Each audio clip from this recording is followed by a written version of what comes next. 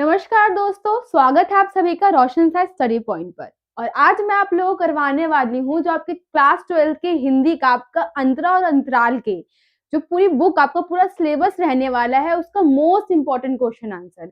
आप लोगों का प्री बोर्ड कल होने वाला है उसके लिए, और साथ ही में फाइनल एग्जाम जो है उसके लिए ये क्वेश्चन काफी ज्यादा इंपॉर्टेंट रहने वाले हैं। तो आई होप आप ये सारे क्वेश्चनों को ध्यान से देखेंगे, ध्यान से समझेंगे, एंड तक इस वीडियो में बने रहेंगे क्योंकि ये वीडियो आपके लिए काफी ज्यादा यूजफुल होने वाला है। तो आपका जो क्वेश्चन आंसर है उसको स्टार्ट करते हैं। इसमें सारे ही जो मोस्ट इंपॉर्टेंट क्वेश्चन आंसर रहने वाले हैं उसको यहाँ पे लिया गया है। फर्स्ट क्वेश्चन हम देख लेते हैं, हमारा क्या है। तो लेखक को क्या लगता है कि हम जिसे विकास की औद्योगिक सभ्यता कहते हैं वे उजाड़ की अपसभ्यता है। आप बताइए, आपको ये बताना है कि लेखक ने ये पूछा है कि हम जो ये विकास कर रहे हैं औद्योगिकी सभ्यता, जिस तरीके से उद्योग से हम विकास कर रहे हैं, नई नई टेक्नोलॉजी को हम क्या कर रहे हैं, अपना रहे हैं, लेकिन क्या है रियलिटी में ये उजाड़ की अपसभ्यता है। तो लेखक ने ऐसा क्यों बोला? अब यहाँ अपसभ्यता क्या है? एक तरीके से जब हम औद्योगिकरण को अपना तो रहे हैं लेकिन किसी तरीके से हम अपना खुद का ही नुकसान करवा रहे हैं। तो यहाँ लेखक हमसे यही पूछना चाहता है कि इसने ऐसा क्यों कहा और आप इसके बारे में क्या मानते हैं, ये आपसे पूछा गया है। तो देख लेते क्या है। हमें लेखक के इस कथन से बिल्कुल सहमत है, हम लेखक के इस कथन से बिल्कुल सहमत है। ऑब्वियस सी बात है, क्या है, आप खुद भी यहाँ अंतर निकाल सकते हैं कि किस तरीके से हमने नई नई टेक्नोलॉजी को तो अपना लिया है, लेकिन क्या किया है, जो हमारी पुरानी सभ्यताएं हैं, जिसे हम देखते हैं ना, हम जगह जगह क्या है बिल्डिंग स्थापित कर रहे हैं, फैक्ट्रियां बना रहे हैं, पेड़ पौधों को काट रहे हैं, इतना पोल्यूशन हो रहा है, तो धीरे धीरे क्या हो रहा है, हमारे पर्यावरण में परिवर्तन हो रहा है जिससे कि हमें ही हानि पहुंचेगी। तो क्या है, हम इस कथन से तो सहमत ही है कि हम औद्योगिकरण को अपना तो रहे हैं, टेक्नोलॉजी को अपना रहे हैं, लेकिन क्या कर रहे हैं, अपनी जो जिंदगी है उसको उजाड़ बना रहे हैं। तो यही फर्स्ट यहाँ बता रखा है कि हाँ, हम इस कथन से बिल्कुल सहमत है। ये लाइन आपको लिखनी पड़ेगी।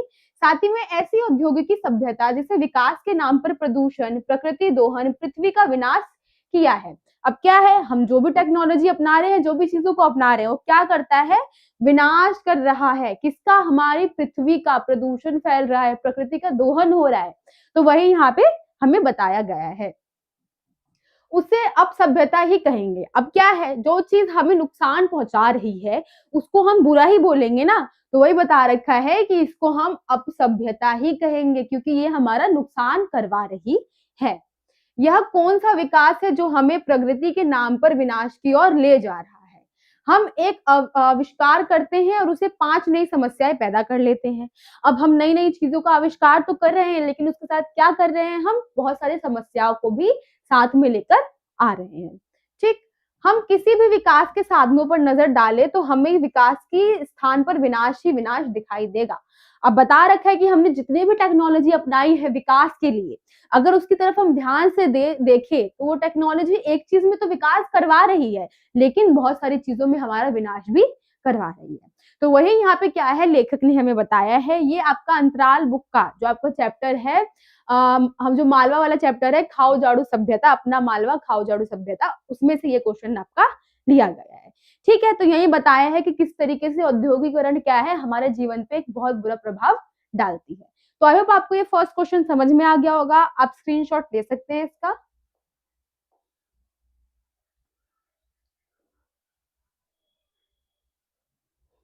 अब नेक्स्ट क्वेश्चन हम देख लेते हैं।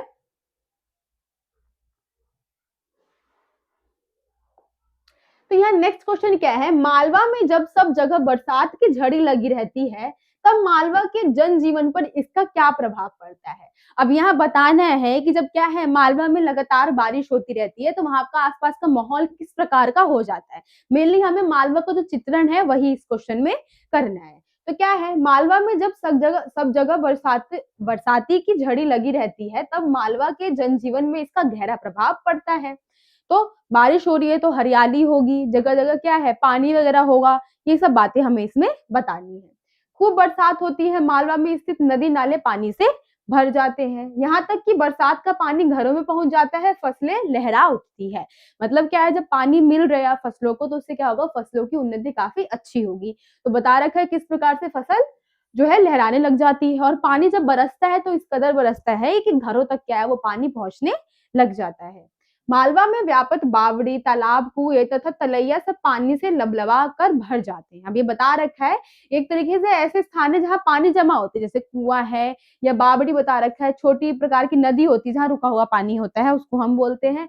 साथ ही में तालाब बता रखा है और तलैया बता रखा है। यहाँ पे क्या होता है कि पानी जो है वो भर जाता है, एक जगह एकत्रित हो जाता है। इससे मालवा में लगता है कि भगवान की खूब कृपा हुई है, वहां की बरसात की झड़ी मालवा को समृद्धशाली बनाती है।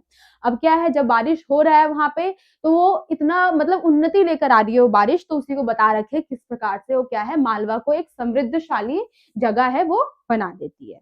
ठीक है, तो इस क्वेश्चन में आपसे यही पूछा था। आई होप आपको ये क्वेश्चन समझ में आ गया होगा। अब स्क्रीनशॉट ले लीजिए।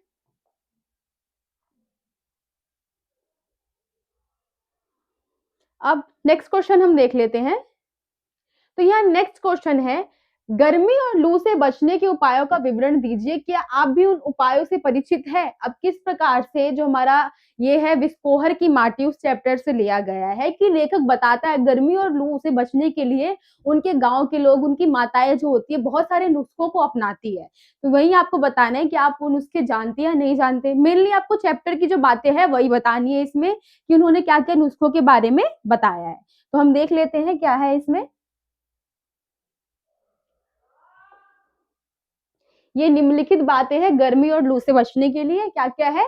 धोती तथा कमीज में गांठ लगाकर प्याज बांध दिया जाता था। अब ये पुराने टाइम की बात है, तो वहां पे क्या है, कुछ घरेलू नुस्खों की बात की जा रही है कि किस प्रकार से जब गर्मी हद से ज्यादा बढ़ जाती थी, जब वो गर्म हवाएं जो होती है जिसको हम लू बोलते हैं वो चलने लग जाते थे, तो वो किस प्रकार से बहुत सारी चीजें करते थे उससे बचने के लिए। तो वो चीजें क्या क्या है, जैसे कि बता रखा है, धोती तथा कमीज में गांठ लगाकर प्याज बांध दिया जाता था। लू से बचने के लिए कच्चे आम का पन्ना पिया जाता था। कच्चे आम का जो रस होता है उसको पिया जाता था। कच्चे आम को भूना जाता था, गुड़ तथा चीनी के साथ उसका शरबत पिया जाता था। उससे शरीर पर लगाया जाता था और उसे नहलाया भी जाता था। मतलब ये आम का काफी ज्यादा यूज करते थे। किस प्रकार से? उसको भून के खाते भी थे, उसको गुड़ में डाल के पीते भी थे और साथ ही में उसके रस से नहाते भी थे। ऐसे ही कुछ है। कच्चे आम को भूनकर या उबालकर सिर भी धोया जाता था। हम केवल प्याज के प्रयोग तथा आम पन्ना पीने वाले उपायों से परिचित हैं, अन्य विवरण हमारे द्वारा सुना नहीं गया। अब यहाँ पे क्या है, ये लाइन आपके द्वारा लिखी जानी चाहिए। यहाँ पे अपना व्यू मैंने दे रखा है, लेकिन क्या है यहाँ आपको अपना देना है कि अगर आपने इनमें से और भी चीजें सुनी है, जरूरी नहीं आपने यही सुना हो, कुछ और सुना है तो आप बता सकते हैं कि आपने उसके बारे में सुन रखा है। बाकी ये सारी चीजें क्या है हमारे चैप्टर में दी गई है कि इस प्रकार से क्या है उनके यहाँ गर्मियों में बचने के लिए, लू से बचने के लिए इन सब चीजों का यूज किया जाता था। बाकी ये जो लास्ट लाइन होगी कि हाँ मैंने इस बारे में सुना है, ये लाइन आप अपनी मर्जी से बता सकते हैं आपने कौन से पॉइंट सुने और कौन से नहीं सुने। तो यही आपके इस क्वेश्चन में था। आई होप आपको समझ में आ गया होगा। आप स्क्रीनशॉट ले सकते हैं।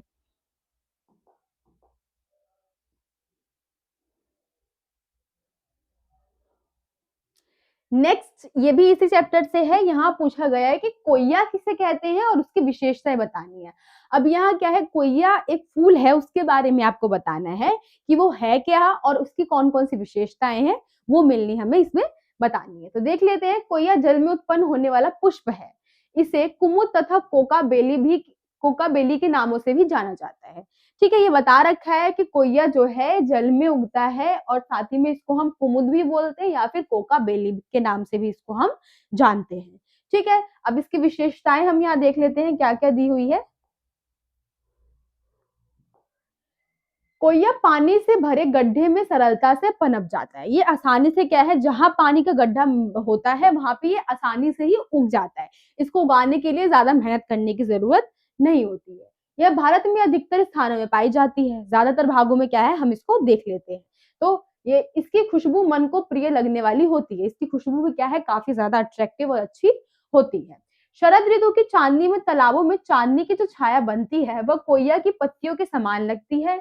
दोनों एक समान लगती है। अब यहाँ बता रखा है कि उसकी सुंदरता इतनी ज्यादा है, जिसे शरद ऋतु में जो चांदनी है बता रखा है कि चांद की जैसी ही, चांद की किरण जो उत्पन्न हो रही है उसी के जैसे क्या है, कोयया के जो पत्ते हैं उसकी जो शेप है वो हमें नजर आते हैं। जैसे यहाँ चांद है उसकी रोशनी पड़ रही है किसी शेप में, उसी प्रकार से क्या है ये जो कोयया के फूल है उसके पत्ते हमें दिखाई देते हैं। तो चांद से एक तरीके से इसकी तुलना की गई है।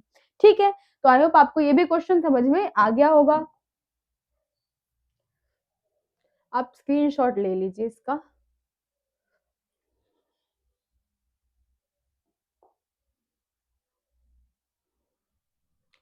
नेक्स्ट अब देख लेते हैं हम क्वेश्चन।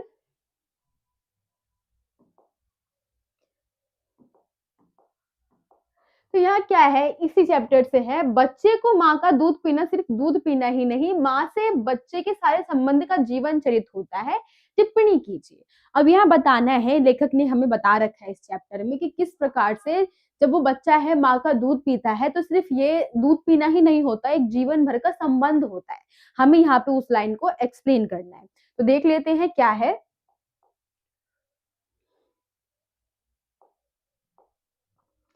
बच्चे को अपनी माँ से बहुत गहरा संबंध होता है। अब बच्चा क्या है, हमेशा माँ के साथ ही रहता है, तो वही बता रखा है कि बच्चे का क्या है, माँ के साथ बहुत ही ज्यादा गहरा संबंध होता है। यह संबंध माँ की कोख में आने के साथ ही जुड़ जाता है।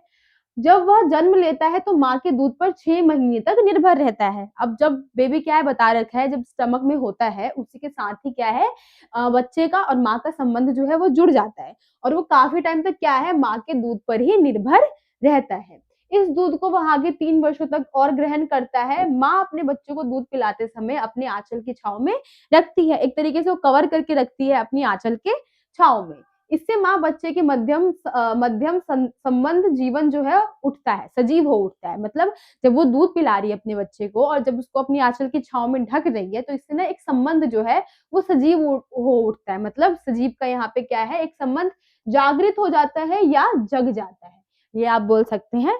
इस तरीके से क्या है, एक संबंध जो है वो उत्पन्न होने लग जाता है। इस तरह दोनों एक दूसरे के साथ जीवन के कई वर्ष बिताते हैं। अब माता है, बच्चे है, क्या है, साथ में कई वर्ष जीवन के जो है वो बिताते हैं। वह बच्चे पर अपनी ममता लुटाती है, वह बच्चे को अपनी ममता की छांव के तले रखती है। ठीक है, बता रखा है कि किस तरीके से माँ जो है प्यार करती है अपने बच्चों से, वो यहाँ पे एक्सप्लेन किया गया है। वह बच्चे के लिए उसका पोषण करने वाली मित्र तथा एक स्त्री होती है। बता रखा है ना कि इस तरीके से क्या है, वो पोषण भी करती है बच्चों का और साथ ही में उनकी दोस्त भी होती है, दोस्त समान होती है। सारी बातें क्या है बच्चे शेयर करते हैं अपनी माता से, तो वही यहाँ पे बता रखा है। माँ का दूध पीकर बच्चा मानव जीवन की सार्थकता को पूरा करता है। तो यहाँ बता रखा है किस तरीके से बच्चा क्या है, जब बचपन से उसकी नींव मजबूत होती है तो आगे चल के अपने जीवन की जितनी भी प्रॉब्लम्स होती है उसका सामना करता है। वही यहाँ पे बता रखा है कि अपना जीवन जो है अच्छी तरीके से जीता है।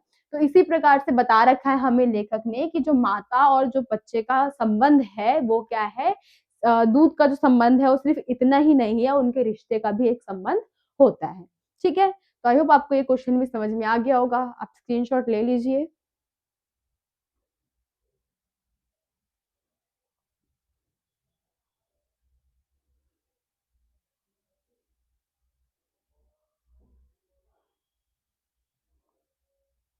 नेक्स्ट क्वेश्चन अब देख लेते हैं हम।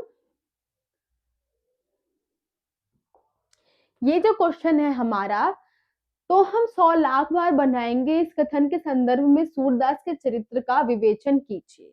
अब ये सूरदास की झोपड़ी जो हमारा चैप्टर है उसमें से क्वेश्चन है कि यहाँ पे जब वो जो सूरदास है वो बोल रहा है कि मेरी झोपड़ी अगर एक बार जल गई है, अगर वो और जलाएंगे तो हम क्या करेंगे, 100 लाख बार बनाएंगे। तो इस कथन से हमें जो सूरदास है उसकी चारित्रिक विशेषता बतानी है।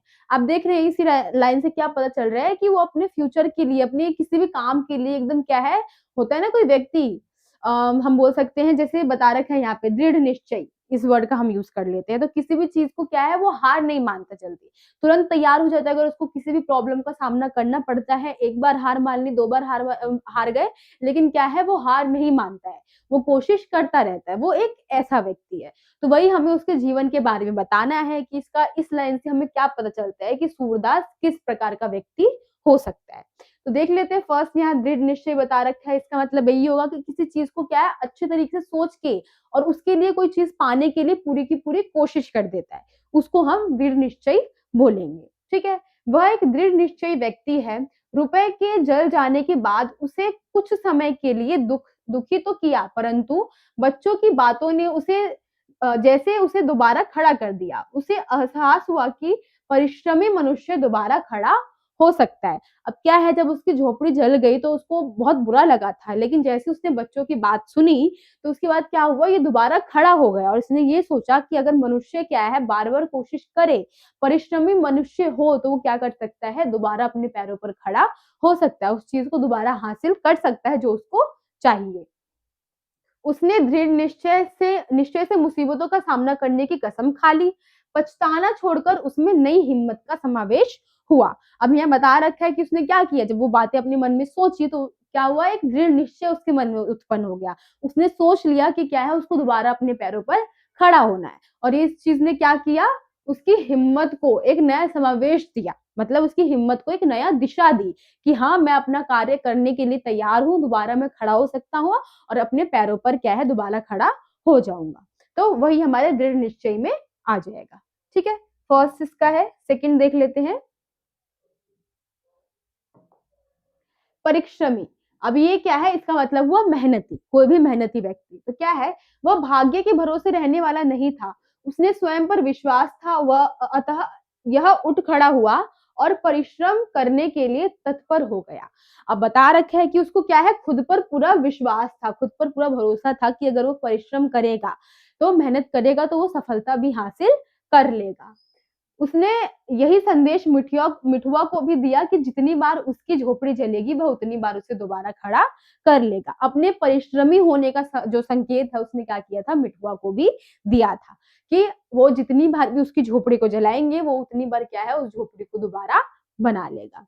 ठीक, नेक्स्ट बहादुर यहाँ बता रखा है। बहादुर हम बोलते हैं ना, तो वही है यहाँ। सूरदास बेशक शारीरिक रूप से अपंग था, परंतु वह डरपोक नहीं था, मुसीबतों से सामना करना जानता था। ठीक है, हमें पता है कि सूरदास में क्या है, कुछ प्रॉब्लम थी, तो वही बता रखा है कि वो शारीरिक रूप से तो अपंग था, ठीक, उसको दिखाई नहीं देता था, लेकिन वो डरपोक बिल्कुल भी नहीं था, वो अपनी मुसीबतों का सामना करना जानता था। इसलिए हम बोल सकते हैं कि क्या है, सूरदास बहुत ही ज्यादा मेहनती, साथ ही में दृढ़ निश्चयी, बहादुर और परिश्रमी था। ठीक है, तो आई होप आपको ये पूरा क्वेश्चन समझ में आ गया होगा। आप स्क्रीनशॉट ले लीजिए।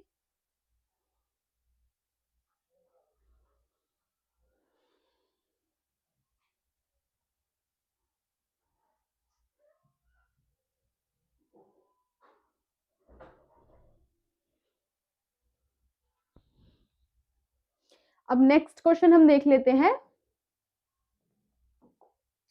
तो क्या है, भैरव ने सूरदास की झोपड़ी क्यों जलाई। अब यहाँ पे आपको रीजन बताना है कि जो भैरव है, उसने आखिर सूरदास की झोपड़ी क्यों जलाई, क्या रीजन था।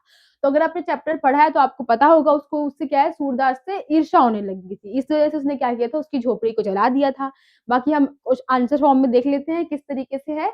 तो भैरव जो है, सूरदास से बहुत नाराज था। जब भैरव तथा उसकी पत्नी के बीच लड़ाई हुई, तो नाराज होकर सुभागी सूरदास के घर पर रहने चली गई।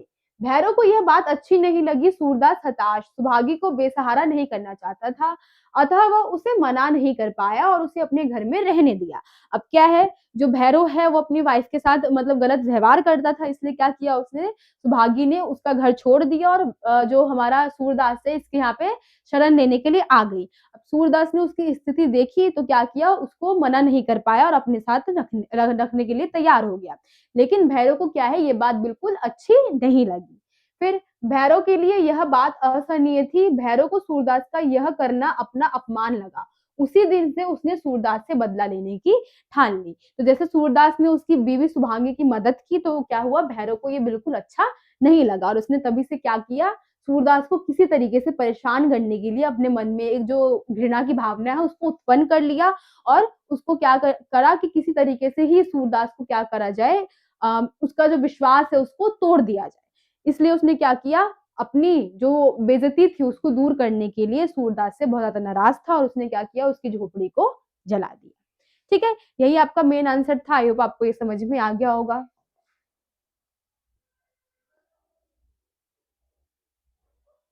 अब नेक्स्ट हम देख लेते हैं क्वेश्चन। तो ये है कि यह फूस की राख नहीं थी, उसकी अभिलाषाओं की राख थी, संदर्भ सहित विवेचना कीजिए।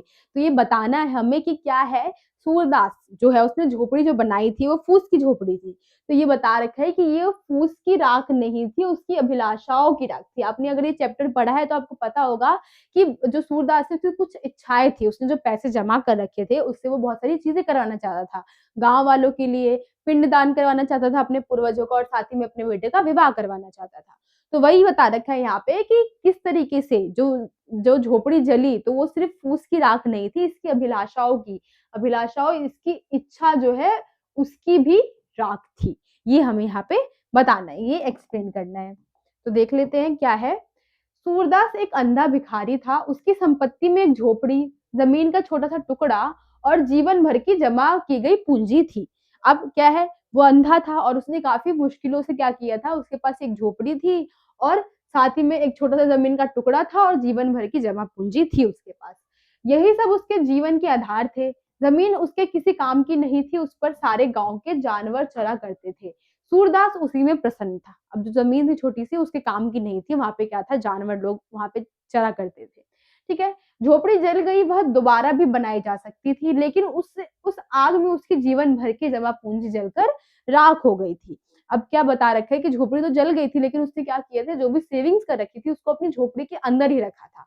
तो वो झोपड़ी जली और साथ ही में क्या हुआ, उसके जो पैसे थे वो भी जल गए।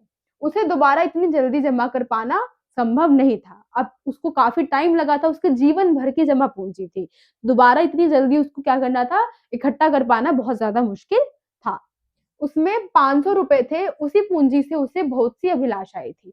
उसके अंदर जो पैसे थे उसी से उसको बहुत सारी अभिलाषाएं थी, उसने बहुत सारी इच्छाएं सोच रखी थी कि वो उससे क्या क्या चीजें करेगा।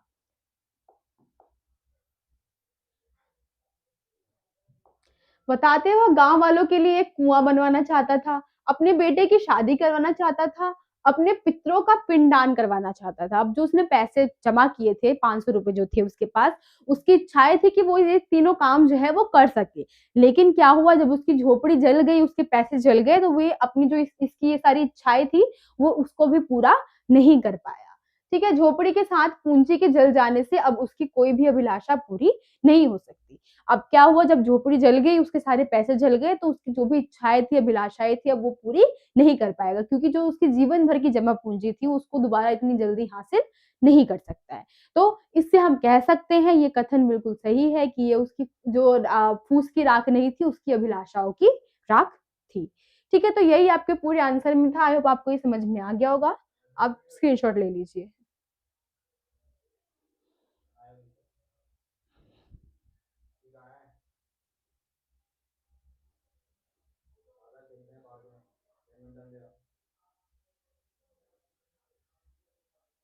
अब नेक्स्ट क्वेश्चन हम देख लेते हैं। ये आपका संवदिया चैप्टर है, उससे लिया गया है। तो इसमें क्या है, संवदिया की क्या विशेषताएं हैं और गांव वालों के मन में संवदिया के लिए क्या अवधारणाएं हैं। अब संवदिया जो है वो बताना है। संवदिया फर्स्ट इसका हम मतलब समझ लेते हैं क्या है, जो संवाद या फिर संदेश लाने ले जाने वाला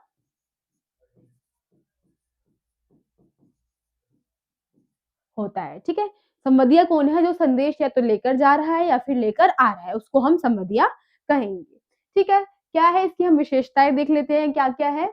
दिए गए संवाद को जैसे जैसे है वैसा ही बोलना पड़ता है। अब जो भी संवाद हम संवदिया को बता रहे हैं एज इट इज, अगर हम रोते हुए बता रहे हैं, हम हंसते हुए बता रहे हैं, या किसी और तरीके से हम बता रहे हैं, तो सेम संवाद उसी तरीके से, उसी ढंग से क्या करना होगा, संवदिया को सामने वाले को बताना होगा जहां वो संदेश लेकर जाना चाह रहा है। ठीक है, संवाद के साथ भावों को भी वैसे का वैसे ही बताना पड़ता है। मैंने बताया ना, जैसे कि रो रहा है, हंस रहा है, किसी भी सिचुएशन में है, तो सेम क्या करना होगा, संवदिया को उसी तरीके से, सेम तरीके से संवाद क्या है, सामने वाले को प्रकट करना पड़ेगा। ठीक है, संवाद को समय समय पर पहुंचाना एक संवदिया की विशेषता होती है। अब संवाद को समय पर पहुंचाना, अब टाइम जिस टाइम पे बता रखा है, जल्दी से जल्दी वो क्या कर सकता है, उस संवाद को सामने वाले तक पहुंचा सकता है। ठीक है, वही यहाँ बताया हुआ है। संवदिया को भावनाओं में नहीं बहना चाहिए, उसे संवाद को भावनाओं से अलग रखना चाहिए। अब क्या है, जो बता रखा है कि संवदिया जो है उसको भावनात्मक नहीं होना चाहिए, भावना से हीन होना चाहिए। क्योंकि कोई व्यक्ति रो रहा है, वो किसी दुख में है और सामने वो जा रहा है, उसको संदेश भेजवाना है। अब संवदिया ने क्या किया, अब वो भावनाओं में बह गया, उसकी दुख भरी कहानी वो वहां पे नहीं बोल पाया, तो क्या होगा, इस तरीके से संवाद क्या है, बिल्कुल खराब हो जाएगा। तो वही बता रखा है कि संवदिया को क्या है, वो भावनाओं से हीन होना चाहिए, भावनाओं में नहीं बहना चाहिए, और सेम टू सेम जो संवाद है वो सामने वाले को बताना चाहिए। ठीक है, उसे मार्ग का ज्ञान होना चाहिए, अब उसको रास्तों के बारे में पता होना चाहिए, तभी तो वो टाइम पर और सही तरीके से क्या करेगा, संवाद को पहुंचा पाएगा। संवाद को पहुंचाने में गोपनीयता आवश्यक है। अब जो भी संवाद वो पहुंचा रहे हैं वो गोपनीय होना चाहिए, मतलब संवाद जो संवाद भेज रहा है और संवादिया है, बस उसी के बीच में ये बात होनी चाहिए, और अंत में जहां तक उसको संवाद पहुंचाना है वहीं पर ये संवाद जाएगा। बीच में ऐसा नहीं होना चाहिए कि संवाद क्या है सबको पता चल जाए। तो वही गोपनीयता बनी होनी चाहिए, बहुत ही ज्यादा जरूरी है संवाद में। ठीक है, अब ये गांव वालों की बात आ गई है कि गांव वालों के मन में अवधारणा है कि संवदिया एक कामचोर, निठल्ला तथा पेटू आदमी होता है। अब ये बता रखा है कि गांव वाले क्या सोचते हैं कि जो हमारा जो संवदिया है वो किस तरीके का है, या तो कामचोर है, वो काम करने में इंटरेस्टेड नहीं है इसलिए वो इस प्रकार का काम कर रहा है। निठल्ला है तथा पेटू आदमी है, मतलब निठल्ला क्या है, वही जो काम धाम नहीं करता है वही, और साथ ही में सिर्फ उसको खाना पसंद है। अब संवदिया क्या है, इसमें एक फायदा ये है कि यहाँ से तुम्हें सारे पैसे, भोजन वोजन प्राप्त होंगे, और तुम जहाँ पर लेकर जा रहे हो वहां पर भी तुम्हें खाना, पैसे सब कुछ प्राप्त होगा। तो इस वजह से उन्होंने क्या अवधारणा बना रखी है कि जो संवदिया है वो सिर्फ पेटू आदमी है। ठीक है, इसके पास कोई काम नहीं होता वह संवदिया बन जाता है। बता रखे जिसके पास भी कोई काम नहीं होता है वो संवदिया बन जाता है। संवदिया बनना उनको लगता है कि काफी ज्यादा आसान है, लेकिन रियलिटी में ऐसा नहीं है, क्योंकि same as it is expression देना, एज इट इज वर्ड्स बोलना जिसने किसी ने कहा है वो काफी ज्यादा मुश्किल होता है। तो यही संवदिया की विशेषताएं थी, और गांव वालों ने क्या सोच रखा था संवदिया के लिए, वो सोच थी। तो आई होप आपको ये क्वेश्चन समझ में आ गया होगा, आप स्क्रीनशॉट ले लीजिए।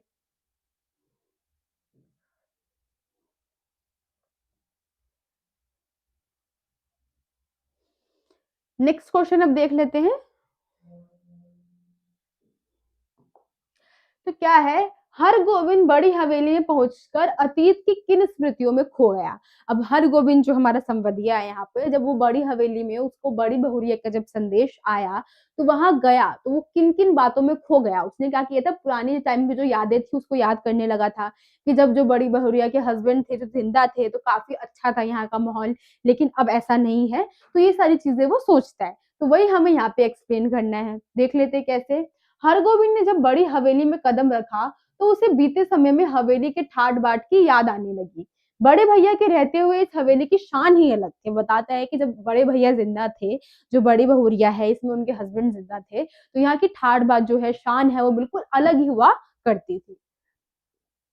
घर में नौकर नौकरानियां, लोगों तथा मजदूर की भीड़ हर समय रहा करती थी।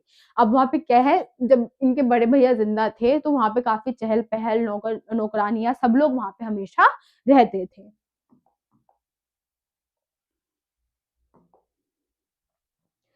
बड़ी बहुरिया मेहंदी लगे हाथों से कई नाइन परिवार की जिम्मेदारी उठाया करती थी।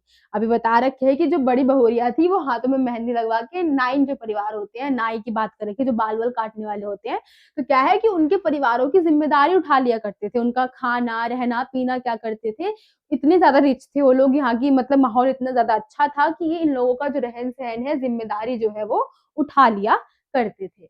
अब वह दिन नहीं है, हवेली नाम की बड़ी हवेली रह गई है, और यहाँ की बड़ी बहुरिया की हालात अब नौकरानियों से कम नहीं है। बता रखा है कि अभी फिलहाल में सिचुएशन कैसी है, कितनी खराब सिचुएशन है, कि अब क्या हो चुका है कि जो बड़ी हवेली है बस नाम की बड़ी हवेली रह गई है।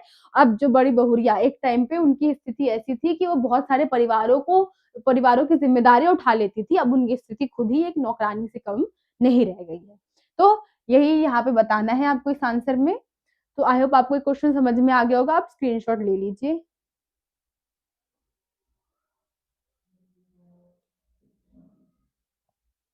नेक्स्ट क्वेश्चन हम देख लेते हैं।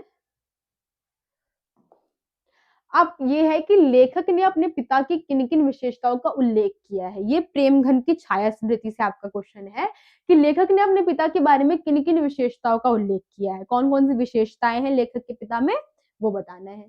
क्या है, लेखक ने अपने पिता की निम्नलिखित विशेषताओं का उल्लेख किया है। क्या है, उसके पिता फारसी भाषा के अच्छे विद्वान थे। उनके पिता जो है क्या करते थे, फारसी भाषा को काफी अच्छे तरीके से जानते थे, समझते थे। वे प्राचीन हिंदी भाषा के प्रशंसक थे। अब जो प्राचीन हिंदी भाषा थी वो भी उनको काफी अच्छी लगती थी और काफी पसंद थी। ठीक, वे फारसी भाषा में लिखी उक्तियों के साथ हिंदी भाषा में लिखी गई उक्तियों को मिलाने के शौकीन थे। अब कुछ फारसी भाषा के जो शब्द होंगे, उक्तियां मतलब मुहावरे वगैरह हो गए, लाइन हो गई, उसको लेकर साथ ही में जो हिंदी की लाइन है उनको मिलाकर, हिंदी भाषा की जो लाइन है उनको मिलाकर एक नया जो युक्ति होती थी उसको बनाने के लिए काफी तैयार रहते थे। उनको ये काम बहुत ज्यादा अच्छा लगता था। वे प्रायः रात में सारे परिवार को रामचरितमानस तथा रामचंद्रिका का चित्रांगक ढंग से वर्णन करते थे। उनको क्या करते थे कि रात को पूरे परिवार को साथ में बिठा लेते थे और साथ ही में क्या करते थे, रामचरितमानस हो गई या फिर रामचंद्रिका हो गई, उसको बहुत अच्छे तरीके से चित्रात्मक ढंग से जो उनके बच्चे हैं या परिवार के लोग हैं उनको दिखाया करते थे। भारतेंदु के नाटक उन्हें काफी प्रिय थे। अब भारतेंदु हरिश्चंद्र जो है उनके नाटक जो है उनको काफी ज्यादा अच्छे लगते थे, प्रिय लगते थे। तो ये सारी विशेषताएं क्या की है, लेखक ने अपने पिता के बारे में बताई है कि किस तरीके से। अब एक क्वेश्चन आप यहाँ से भी बन सकता है कि लेखक का जो रुझान है साहित्य की तरफ किस प्रकार से गया, तो उस रुझान में भी यही आएगा कि बचपन से ही उन्होंने अपने घर का ऐसा माहौल देखा था कि उनके पिता क्या है अच्छे फारसी के ज्ञाता थे, उनको क्या है बहुत सारी पुस्तकें थी या हरिश्चंद्र की जो नाटक थे वो देखते थे, उनको ये सब पसंद था। इस वजह से क्या हुआ, जो हमारे लेखक है उन्होंने भी धीरे धीरे बचपन से ही उस चीज को अपनाना चालू कर दिया और साहित्य के प्रति उनका रुझान बढ़ता गया। इस तरीके से आप उस क्वेश्चन का भी आंसर कर सकते हैं। आप इसका स्क्रीनशॉट ले लीजिए।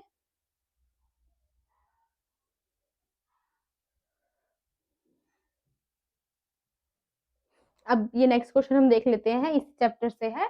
उपाध्याय बद्री नारायण चौधरी प्रेम घन की पहली झलक लेखक ने किस प्रकार देखी।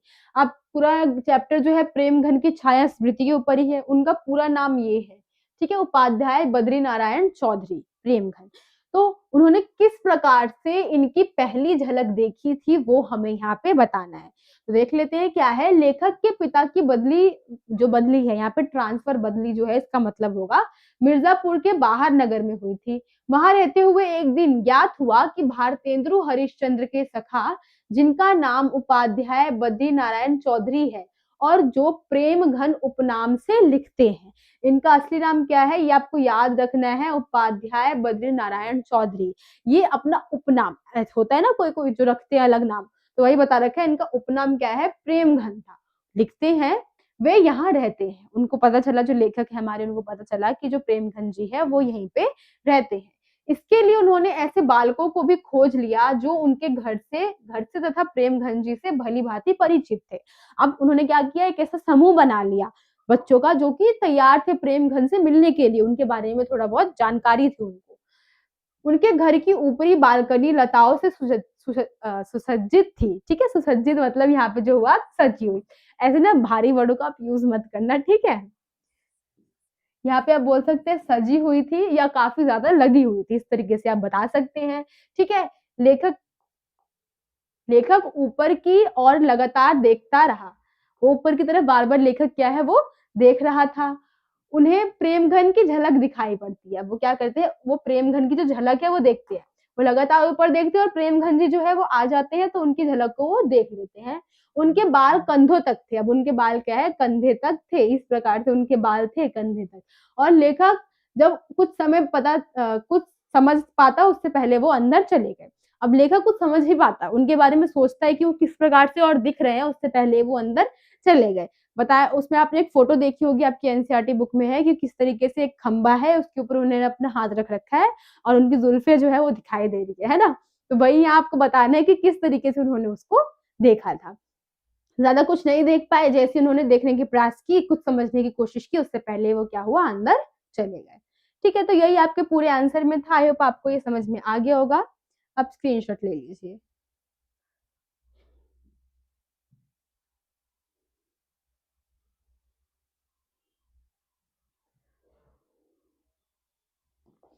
अब ये आपका आ गया है भरत राम का प्रेम उससे।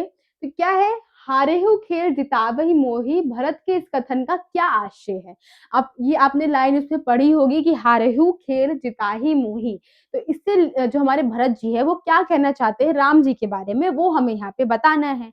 तो क्या है, यह पंक्ति भरत ने श्री राम के चरित्र के सकारात्मक पक्ष को उजागर करते हुए कहा है।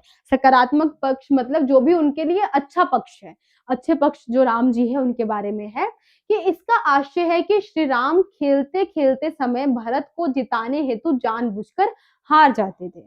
अब श्री राम क्या करते थे कि जब वो कोई गेम है जहाँ पे उनको पता चल रहा है कि भरत हारने वाले हैं, लेकिन क्या करते थे राम जो है वो जानबूझ के हार जाते थे और भरत को जितवा देते थे।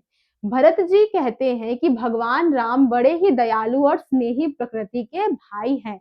वो बताते हैं कि जो राम जी है वो बहुत ज्यादा क्या है, दयालु है और स्नेही मतलब काफी ज्यादा प्रेम करते हैं।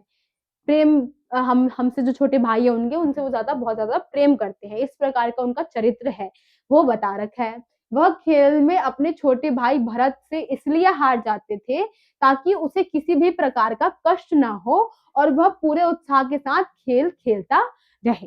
वो बताते हैं कि उनके भाई जो राम जी हैं वो क्यों हार जाया करते थे ताकि अगर जो भरत है अगर वो हार जाएंगे तो उनको किसी प्रकार की निराशा ना हो, इसलिए वो गेम को खुद ही हार जाया करते थे। तो वही बता रखा है इस लाइन में कि हारहु खेल जितावी मोही, हारता हुआ खेल भी मुझे जिता देते थे। यही इस लाइन का मतलब है और पूरे में आपको यही एक्सप्लेन करना है कि किस तरीके से राम जी क्या है अपने भाइयों से बहुत ज्यादा प्रेम करते थे, इसलिए वो क्या करते थे जो भी गेम जीतते हुए भी वो गेम को हार जाया करते थे ताकि उनके भाइयों को बुरा ना लगे। ये यही आपके इस आंसर में था, छोटा सा आंसर है। आई होप आपको ये समझ में आ गया होगा। नेक्स्ट क्वेश्चन अब देख लेते हैं। क्या है, मैं जानू निज नाथ स्वभाव में राम के स्वभाव की किन किन विशेषताओं की ओर संकेत किया गया है। अब यहाँ बताना है ये लाइन जो है, मैं जानू निज नाथ स्वभाव मतलब मैं अपने नाथ का जो स्वभाव है वो मैं जानता हूँ। तो आपको क्या है इसमें बताना है कि उन्होंने किस भाव के बारे में बताया है राम जी के बारे में भरत ने। ठीक है, वो हमें यहाँ बताना है। तो हम देख लेते हैं किन किन बातों के ऊपर ध्यान दिया है। इस तरीके से आप लाइन बना दीजिएगा। अब ये आप 12th बोर्ड में है, बोर्ड का एग्जाम दे रहे हैं, तो आपको क्या है क्वेश्चन फॉर्मेट लिखने का, आंसर लिखने का तरीका भी पता होना चाहिए। आंसर को आप किस तरीके से अट्रैक्टिव बना सकते हैं आपको ये भी पता होना चाहिए। अगर आप ये लिख रहे हैं तो उससे क्या है एक तरीके से आंसर जो है अट्रैक्टिव लगेगा। आपको नहीं पता लेकिन ये छोटी छोटी बातें क्या है बहुत ज्यादा मायने रखती है। आप इस तरीके से लिख देंगे और फिर उसके बाद पॉइंट स्टार्ट करेंगे तो वो काफी ज्यादा सुंदर लगेगा देखने में। ठीक है, देखते हैं क्या है। राम दयालु और स्नेही व्यक्ति है। उन्होंने बाल्यकाल से ही भरत पर स्नेह और दया की वर्षा की है। बता रखी है कि किस तरीके से जो राम जी है काफी दयालु है और प्रेम से पूर्ण है। उन्होंने क्या किया है, बाल्यकाल मतलब बचपन से ही भरत के प्रति जो उनका स्नेह और प्यार है वो हमेशा बना हुआ रहा है। ठीक है, भरत राम के प्रिय अनुज थे। जो भरत है वो राम के प्रिय अनुज, यहाँ पे क्या है अनुज मतलब छोटे भाई उनका यूज किया गया है, काफी अच्छे छोटे भाई थे। ठीक है, उन्होंने सदैव भरत के हित के लिए ही कार्य किया है। वो हमेशा क्या करते थे, भरत के बारे में ही सोचकर कोई भी कार्य किया करते थे। वह खेल में भी कभी अपने अनुज भरत के प्रति जो है अप्रसन्नता नहीं दिखाते थे। अब क्या है, खेल में भी वो कभी अपने जैसे होता है ना कि भाई ऐसे दो भाई खेल रहे हैं, छोटा वाला जीत रहा है तो बड़े वाले को ईर्ष्या हो रही है, या बड़ा वाला जीत रहा है तो छोटे वाले को ईर्ष्या हो रही है। यहाँ पे ऐसा कुछ नहीं होता था। राम जी क्या करते थे, जानबूझ के ही जीता हुआ खेल भी हार जाते थे ताकि क्या है उनके छोटे भाई को प्रसन्नता हो। तो वही बता रखा है कि वो कभी भी उनसे अप्रसन्न नहीं होते थे, कभी उनकी किसी बात का बुरा नहीं मानते थे, सदैव उसे प्रसन्न रखने का प्रयास करते थे। हमेशा ही राम जी क्या कोशिश करते थे कि भरत जी को हमेशा ही खुश रखे। वे अपराधी पर भी क्रोध नहीं करते थे। उनका स्वभाव ऐसा था कि वो अपराधी पर भी क्रोध नहीं करते थे। तो यही बोले हैं कि मैं जानू निज नाथ स्वभाव, मैं अपने नाथ का स्वभाव जानता हूँ कि वो उतने अच्छे हैं कि क्या है वो अपराधियों पर भी क्रोध नहीं करते। वो अपने भाई के लिए जीता हुआ खेल हार जाते हैं। बचपन से ही उन्होंने क्या किया है, प्रयास किया है कि मैं क्या है हमेशा ही वो मेरे को खुश रखे, मेरे को प्रसन्न रखे। इस प्रकार का उनका स्वभाव जो है वो है। तो यही यहाँ आपको बताने का प्रयास किया गया है। आई होप आपको ये समझ में आ गया होगा। आप स्क्रीनशॉट ले लीजिए।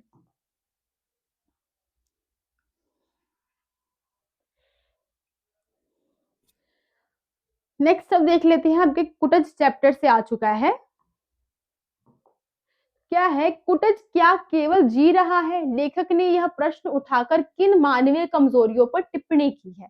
अब कुटज जो हमारा पौधा है, पेड़ है, उसके बारे में है कि क्या ये सिर्फ जी रहा है, इसके बारे में बताने, और उन्होंने प्रश्न जो उठाया है वो मानवीय जीवन की किस कमजोरियों को बता रहा है। अब कुटज जो है इसकी तुलना की गई है मानव जीवन से, किस प्रकार से एक ऐसी सिचुएशन में वो खड़ा है जो कि उसके लिए बिल्कुल भी अनुकूल नहीं है, उसके विपरीत है वो सिचुएशन, लेकिन फिर भी वो वहां पे खड़ा है, जी रहा है। तो वही बात यहाँ पे है कि किस प्रकार से ये मानवीय कमजोरियों की ओर दर्शाता है, उसको दर्शा रहा है, वो हमें यहाँ पे बताना है। इस लाइन का मतलब जो है देख लेते हैं क्या है। केवल जी रहा है शब्दों से लगता है जैसे कोई मजबूरी में जी रहा है। अब यहाँ कुटज की बात जो है वो बता रखा है कि केवल जी रहा है, किस प्रकार का मतलब हुआ कि वो मजबूरी है, केवल जी रहा है, जी रहा है ऐसा है। तो एक हम बोल सकते हैं कि हाँ ये अच्छे वे में हम ले सकते हैं, लेकिन केवल जी रहा है मतलब कोई मजबूरी है, इस प्रकार से जो शब्द है वो उत्पन्न हो रहा है। लेकिन कुटज के साथ ऐसा नहीं है, वह तो अपनी दृढ़ इच्छा शक्ति के बल पर जी रहा है। अब कुटज की बात की जा रही है कि ऐसा बिल्कुल नहीं है, कुटज के लिए लाइन बिल्कुल सही नहीं है कि कुटज जो है वो सिर्फ जी रहा है, ऐसा नहीं है। वो जी भी रहा है और साथ ही में क्या है, अपनी दृढ़ इच्छा शक्ति के साथ जी रहा है, उसके अंदर क्या है, एक तरीके से कॉन्फिडेंस है जीने का, इस प्रकार से वो जी रहा है। और केवल जी ही नहीं रहा, शान से स्वावलंब के साथ जी रहा है। और सिर्फ ऐसे नॉर्मल ही नहीं है कि जी रहा है, बहुत शान से, बहुत अच्छे तरीके से अपना जीवन जो है वो व्यतीत कर रहा है। ठीक है, इस प्रश्न से मानव स्वभाव की इन कमजोरियों पर प्रकाश पड़ता है। बहुत से लोग जीना है क्वंकल इसलिए विवशता पूर्व जीते हैं। ये गलत लाइन यहाँ पे हो चुकी है। ठीक है, यहाँ पे ऐसा होगा बताने का प्रयास किया गया है कि ये बता रखा है कि मानव जीवन की इन कमजोरियों का उन्होंने बता रखा है कि मानव, ऐसे बोलते हैं ना, बहुत सारी सिचुएशन आती है वहां पे हम हार मान जाते हैं कि ये चीज मेरे से अब नहीं होगी, लेकिन कुटज क्या है, उस सिचुएशन में भी खड़ा है जो कि उसके बिल्कुल विरुद्ध है। तो वही हमें बताने का प्रयास किया गया है कि मनुष्य क्या करते हैं, किसी भी प्रकार की सिचुएशन जहाँ पे वो तुरंत ही निराशा आने लग जाती है तो हार मान लेते हैं, लेकिन कुटज इससे बिल्कुल विपरीत है, वो बहुत अच्छी तरीके से अपना जीवन व्यतीत कर रहा है। वही आपको डिफरेंस यहाँ पे ये बताना था। ठीक है, तो अब इसका स्क्रीनशॉट ले लीजिए।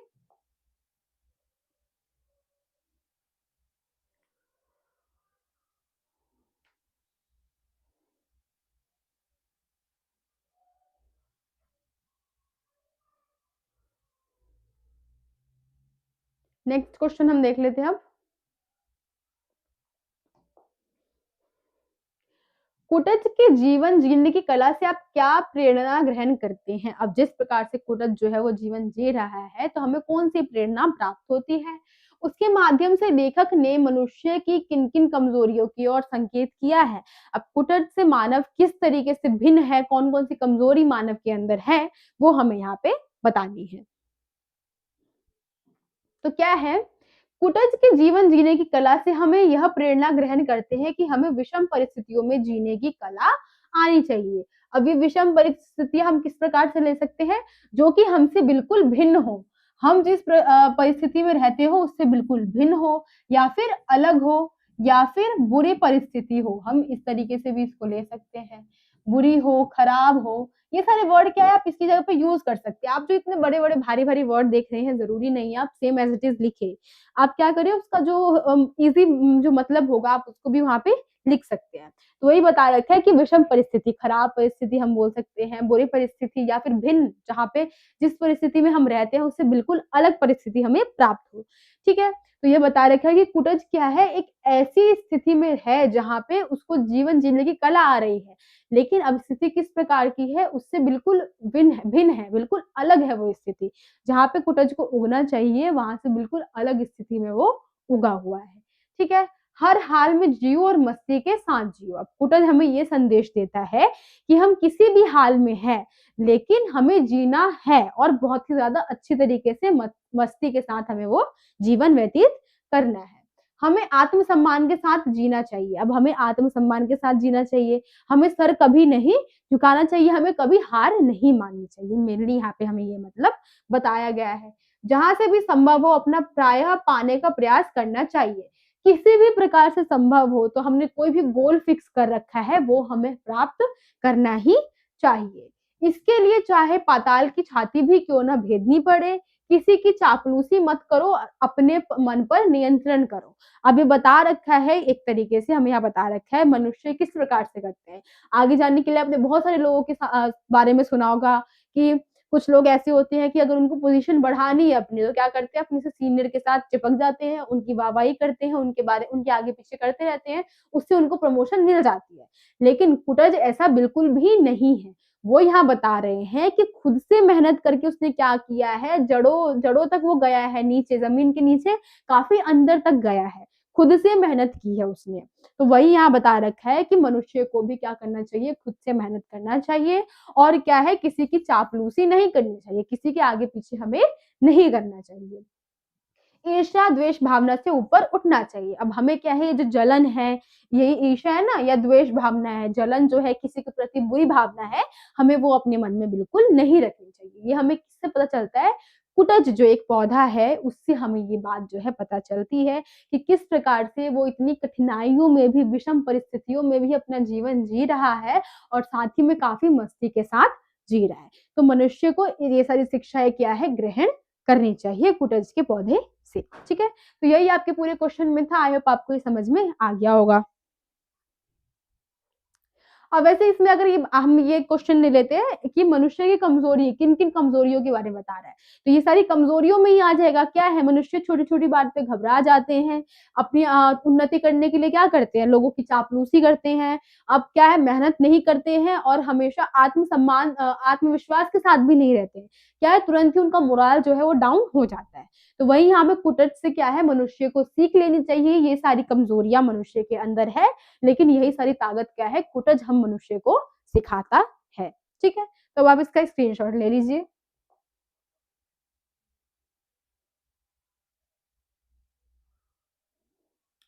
नेक्स्ट क्वेश्चन देख लेते हैं हम। तो क्या है, प्रकृति के कारण विस्थापन और औद्योगिकरण के कारण विस्थापन में क्या अंतर है। अब ये हमें बताना है कि जो प्रकृति के कारण विस्थापन होता है और जो औद्योगिकरण के कारण विस्थापन होता है, उसमें क्या अंतर है, किस प्रकार से ये विस्थापन में क्या अंतर है, किस प्रकार से ये अलग है। तो हम इससे ही हम बात कर रहे थे क्वेश्चन से ही, कि प्रकृति के कारण विस्थापन, यहाँ पे जो प्रकृति के कारण विस्थापन की बात की जा रही है, इसको हम ध्यान से देखें तो इसमें हम क्या ले सकते हैं कि बाढ़ आ गया है कहीं पे, ठीक है, उससे जगह खाली करनी पड़ रही है, भूकंप आ गया है, उसकी वजह से जगह खाली करनी पड़ रही है, ठीक है, कुछ और अन्य जो आपदाएं होती है वो आ गई है, उसकी वजह से हमने जगह को खाली किया है। अब यहाँ जो औद्योगिकरण के कारण विस्थापन है, इसकी हम बात कर ले तो यहाँ पे क्या हो रहा है, हम फैक्ट्रियां स्थापित कर रहे हैं, ठीक है, जो जगहें हैं, घर वगैरह, उसको खाली करवा दे रहे हैं लोगों से, वहां हम फैक्ट्रियां स्थापित करवा दे रहे हैं, उसको इंडस्ट्रियल एरिया बनवा दे रहे हैं जहाँ पे कार्य चल रहा है।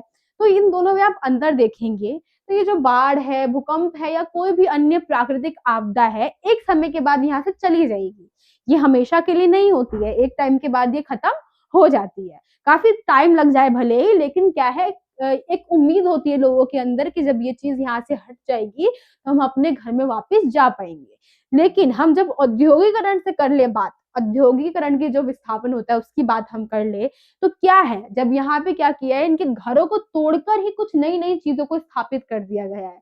तो लोगों के मन की जो आस होती है कि हाँ, हम अपने घर पे इनके बाद हम यहाँ पे जा सकते हैं, तो ये आस क्या है, जब ये फैक्ट्री वगैरह स्थापित हो जाती है तो ये आस भी खत्म हो जाती है। तो वही यहाँ बता रखा है कि इन दोनों में क्या अंतर है। यहाँ पे वो लोग दोबारा जा सकते हैं, लेकिन यहाँ क्या है, वो दोबारा उसकी ओर नहीं बढ़ सकते हैं। तो यही हम यहाँ पे मेनली एक्सप्लेन करके समझाना है। तो हम देख लेते हैं क्या है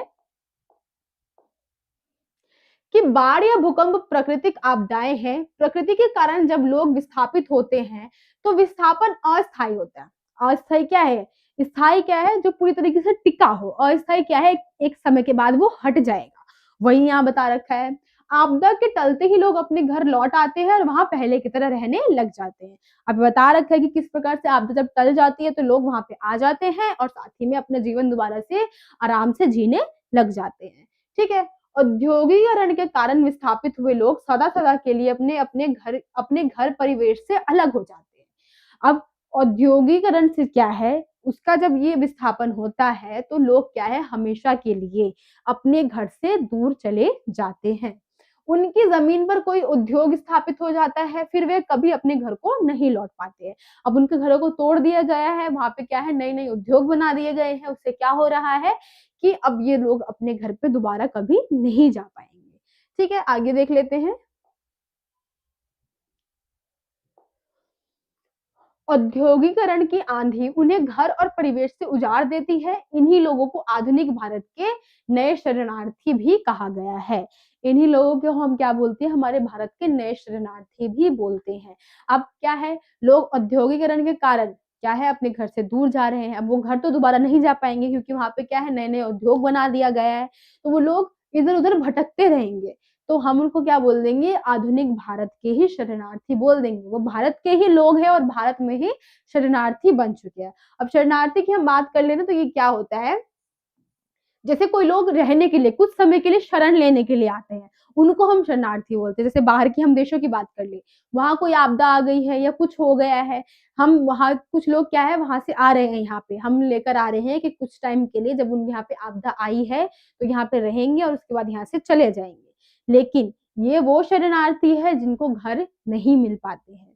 तो यही अंतर क्या है, औद्योगिकरण की जो हमारा विस्थापन है उसमें और साथ ही में प्राकृतिक विस्थापन है उसमें। तो आई होप आपको ये जो पूरा क्वेश्चन है वो समझ में आ गया होगा। आप स्क्रीनशॉट ले लीजिए।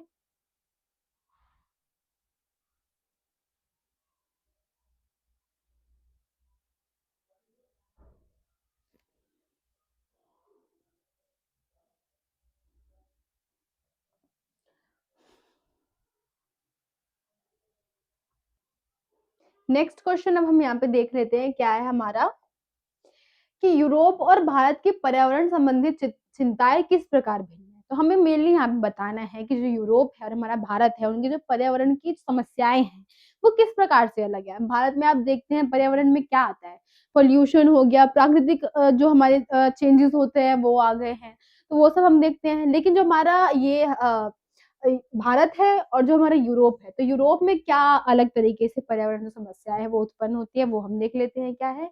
यूरोप में पर्यावरण का प्रश्न मनुष्य और भूगोल के बीच संतुलन बनाए रखने का है। अब जो हम देख रहे हैं यूरोप की जो बात की जा रही है, तो वहाँ पे प्रश्न ये है कि भूगोल, जो हमारा भूगोल है, हम पृथ्वी की बात कर ले वो है, और जो मनुष्य है किस प्रकार से इनका जो संबंध है वो बना के रखे, उनका संतुलन जो है वो बना के रखे, ये प्रश्न है। जबकि भारत में यही प्रश्न मनुष्य और उसकी संस्कृति के बीच पारंपरिक संबंध बनाए रखने का है। अब यहाँ पे क्या बात की जा रही है कि जो मनुष्य है और साथ ही में जो हमारी संस्कृति है, जो संस्कृति क्या है, यहाँ भूगोल की बात की जा रही है। अब संस्कृति क्या है, इसके अंदर ही है, ये भौगोलिक क्षेत्र में जो लोग रह रहे हैं तभी संस्कृति उत्पन्न होगी ना। तो ये क्या कर रहे हैं, जो यूरोप के लोग हैं वो भूगोल के साथ जो है वो संबंध संतुलन बनाने की कोशिश कर रहे हैं। लेकिन भारत में यही प्रश्न क्या है, संस्कृति के ऊपर ही उत्पन्न होता है। और दोनों देशों की पर्यावरण संबंधित चिंताओं में अंतर भी है। बहुत ज़्यादा क्या है, दोनों की जो पर्यावरण संबंधित चिंताएँ हैं उसमें अंतर हमें देखने को मिलता है। ठीक है? तो इस प्रकार का अंतर है, ये आपको समझ में आ गया होगा, आप इसका स्क्रीनशॉट ले लीजिए। नेक्स्ट क्वेश्चन देख लेते हैं हम। क्या है यहाँ पे, कि औद्योगिकीकरण ने पर्यावरण का संकट पैदा कर दिया है, क्यों और कैसे? अब ये बताना है कि जो हम औद्योगिकरण हो चुका है, डेवलपमेंट हो रही है, तो वो किस प्रकार से जो पर्यावरण है उस पे संकट डाल रही है, हमें ये बताना है। और ऐसा है या नहीं, हमें ये भी बताना है। तो हम खुद की बात कर ले तो रियलिटी है ना कि किस प्रकार से जो पर्यावरण है वो पर्यावरण पे औद्योगिकरण क्या है, एक बहुत बुरा इफेक्ट जो है वो डाल रहा है। ठीक है? तो इसकी हम बात कर लेते हैं अभी। तो यही हमसे यहाँ मेनली जो है पूछा गया है कि किस प्रकार से औद्योगिकरण जो है पर्यावरण पे एक बहुत ही जो गहरा छाप है वो छोड़ रहा है, हमें ये यहाँ पे बताना है। तो देख लेते हैं क्या है इसका आंसर, कि यह बिल्कुल सच है कि औद्योगिकरण ने पर्यावरण का एक जो संकट है उसको खड़ा कर दिया उसके सामने, और साथ ही में औद्योगिकरण के नाम पर प्राकृतिक संसाधनों का बड़ी मात्रा में दोहन हो रहा है। तो यहाँ पे हम देख रहे हैं कि किस तरीके से पर्यावरण पे क्या है, औद्योगिकरण ने एक बहुत बड़ा असर जो है वो डाल रही है। अब पर्यावरण में क्या हो रहा है, हम औद्योगिकरण को अपना रहे हैं, नई नई टेक्नोलॉजी को अपना रहे हैं, फिर क्या कर रहे हैं, हम पेड़ पौधों को काट रहे हैं, पहाड़ हो गए उसको हम काट रहे हैं, जिससे क्या हो रहा है, पर्यावरण पे दूषण जो है वो हो रहा है। तो यही हमें मेनली यहाँ पे बताना है। फिर पेड़ काटे जा रहे हैं, जंगलों का सफाया किया जा रहा है, उद्योग से निकला कचरा पर्यावरण को प्रदूषित कर रहा है। इससे वायु, जल, पृथ्वी, ध्वनि, आकाश सभी में प्रदूषण फैल रहा है। ठीक है, तो वही यहाँ बताने का प्रयास किया गया है हमने किस तरीके से पेड़ पौधे जो है, जंगल जो है, जमीन जो है, हम उसको काट रहे हैं और काट के क्या कर रहे हैं, एक तरीके से खुद का ही जीवन हम संकट में डाल रहे हैं। हम विकास तो कर रहे हैं लेकिन उसके साथ ही क्या कर रहे हैं, विकास के साथ हम बहुत सारी जो समस्याएं हैं उसको अपने साथ बांध रहे हैं। तो वही यहाँ पे मेनली आपको इस क्वेश्चन में बताना था। आई होप आपको ये क्वेश्चन समझ में आ गया होगा। आप इसका स्क्रीनशॉट ले सकते हैं।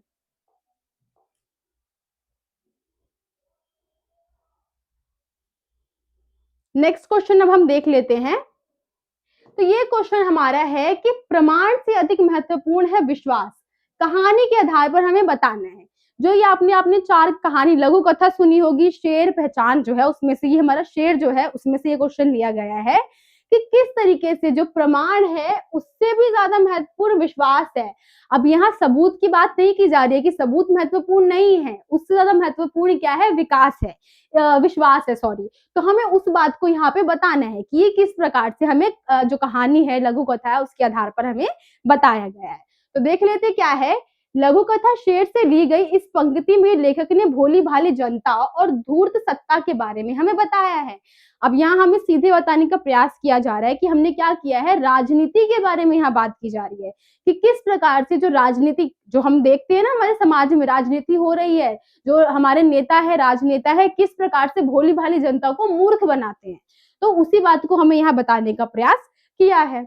लेखक ने यह मानने को तैयार नहीं है कि शेर के मुंह में रोजगार का दफ्तर है, किंतु उसे बार बार यह विश्वास दिलाने का प्रयास किया जाता है कि शेर के मुंह ही सभी सुखों का अंत है। अब क्या है, लेखक जो है जाता है जंगल में देखने के लिए, तो सभी जानवर क्या है अपने आप ही अपनी मर्जी से शेर के मुंह में जा रहे होते हैं। तो वो कहता है जानवरों को कि वो उसके अंदर उसको विश्वास नहीं है कि शेर के अंदर क्या है, ऐसा कोई दफ्तर है या ऐसी कोई जगह है। लेकिन जानवर क्या कर रहे हैं, उसको जबरदस्ती विश्वास दिलाने का प्रयास कर रहे हैं कि उसके अंदर ही, उसके मुंह के अंदर ही क्या है, सभी सुखों का रास्ता है। ठीक है, शेर का मुंह हिंसा का प्रतीक है। अब बता रखा है जो शेर का मुंह है एक तरीके से हिंसा का प्रतीक है, हमारी जो राजनीति है उसका प्रतीक है। ठीक है, यह सभी जानवर जानते हैं किंतु केवल विश्वास दिलाने पर वे स्वेच्छा से मुंह के अंदर जा रहे हैं। सभी लोगों को पता है कि शेर के मुंह के अंदर जाने के बाद क्या है, उनका नुकसान ही होगा। लेकिन जब एक जानवर दूसरे जानवर को विश्वास दिला रहा है, उस वजह से क्या कर रहे हैं, वो अपनी इच्छा अनुसार उस शेर के मुंह में जा रहे हैं। वैसे हमें बता रखा है कि किस प्रकार से हम यहाँ पे राजनीतिक दल देखते हैं, नई नई पार्टियों को देखते हैं, हम एक के मुंह से दूसरी पार्टी के बारे में सुनते हैं, एक के मुंह से उसी पार्टी के बारे में सुनते हैं, तो हम क्या करते हैं, उनकी बातों पे विश्वास कर लेते हैं और फिर हम ऐसी सरकार स्थापित कर देते हैं जो शायद हमारे लिए सही नहीं होती है। तो वही बात हमें इसमें बताने की कोशिश जो है वो की गई है। आज का सत्ताधारी एवं राजनीतिक वर्ग भी सर्वप्रथम लोगों का विश्वास हासिल करना चाहता है। आज के बारे में बता रखा है कि किस तरीके से आजकल की जो हमारी राजनीतिक पार्टी है वो किस प्रकार से लोगों के मन से खेल रही है, उनको अपने झांसे के अंदर लेकर आ रही है। पश्चात उसका शोषण करता है जिसका पता जनता को नहीं चलता है। अब क्या है, उसने जब वोट लेना होता है तो आप देखते हैं किस तरीके से बड़ी बड़ी बातें होती है, हम ये करवा देंगे, वो करवा देंगे, हम ये चीजें स्थापित करवा देंगे, ऐसी ऐसी बड़ी बड़ी बातें करते हैं। लेकिन अंत में क्या होता है, जब हमें वोट प्राप्त हो जाता है, हम उनको वोट क्या करते हैं, दे देते हैं, वो जीत जाते हैं, अपनी सत्ता स्थापित कर लेते हैं। अंत में क्या होता है, वो हमारा शोषण एक प्रकार से कर रहे हैं, क्योंकि जो जो वादे उन्होंने किए थे उस वादे पर कभी अमल वो करते ही नहीं है। ठीक है, वह अंत तक यही सोचती है कि सत्ता पक्ष उसके हित के लिए काम करती है। अब अंत तक हमें यही लगता है जो सत्ताधारी पक्ष है, मतलब जिनको हमने सत्ता में लाया है, अपना राजनेता चुना है, हम लोगों को यही लगता है वो कुछ ना कुछ कार्य हमारे लिए कर रही है। लेकिन रियलिटी में ऐसा कुछ नहीं होता। जो भी कार्य वो कर रही है उसमें उनका हमसे कई ज्यादा फायदा होता है। तो वही ये जो हमारा शेर, जो हमारी लघु कथा है, उससे हमें बताने का प्रयास किया गया है कि किस तरीके से आजकल के जो राजनेता है हम लोगों को मूर्ख बनाते हैं शेर के जैसे, और हम जानवरों के जैसे उन पर विश्वास करके क्या करते हैं, खुद ही उनके मुंह में चले जाते हैं और अंत में हमारा ही नुकसान होता है। तो आई होप आपको ये क्वेश्चन भी समझ में आ गया होगा। आप इसका भी स्क्रीनशॉट जो है वो ले सकते हैं।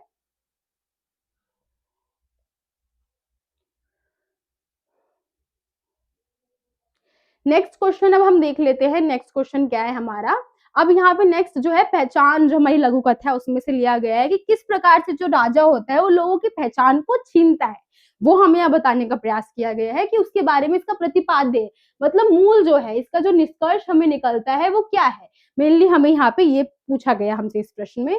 तो क्या है, पहचान कथा का प्रतिपाद्य यह है कि राजा को बहरी, गूंगी और अंधी प्रजा पसंद आती है। अब जो राजा है वो क्या चाहता है, जो बहरी हो, अगर वो उसके बारे में कुछ बोले प्रजा के बारे में तो वो ना सुने, गूंगी हो, कुछ उसको उल्टा जवाब ना दे सके।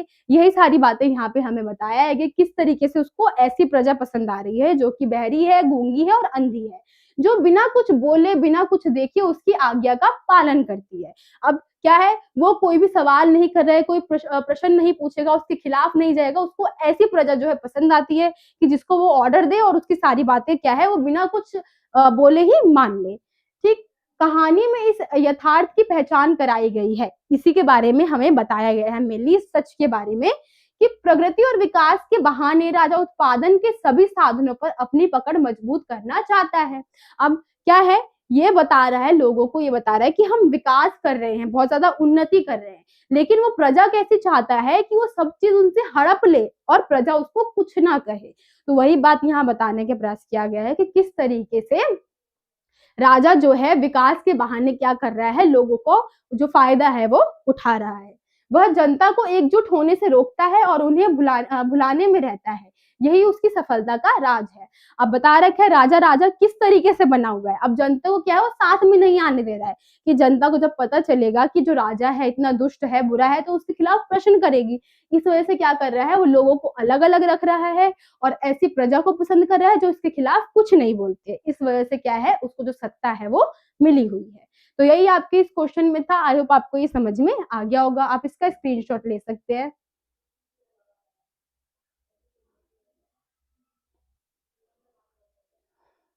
नेक्स्ट क्वेश्चन अब हम देख लेते हैं। नेक्स्ट क्वेश्चन क्या है हमारा, चार हाथ कहानी का प्रतिपाद्य स्पष्ट कीजिए। अब ये चार हाथ जो हमारी कहानी है उसके बारे में, इसका मूल जो है, निष्कर्ष जो है वो हमें बताना है।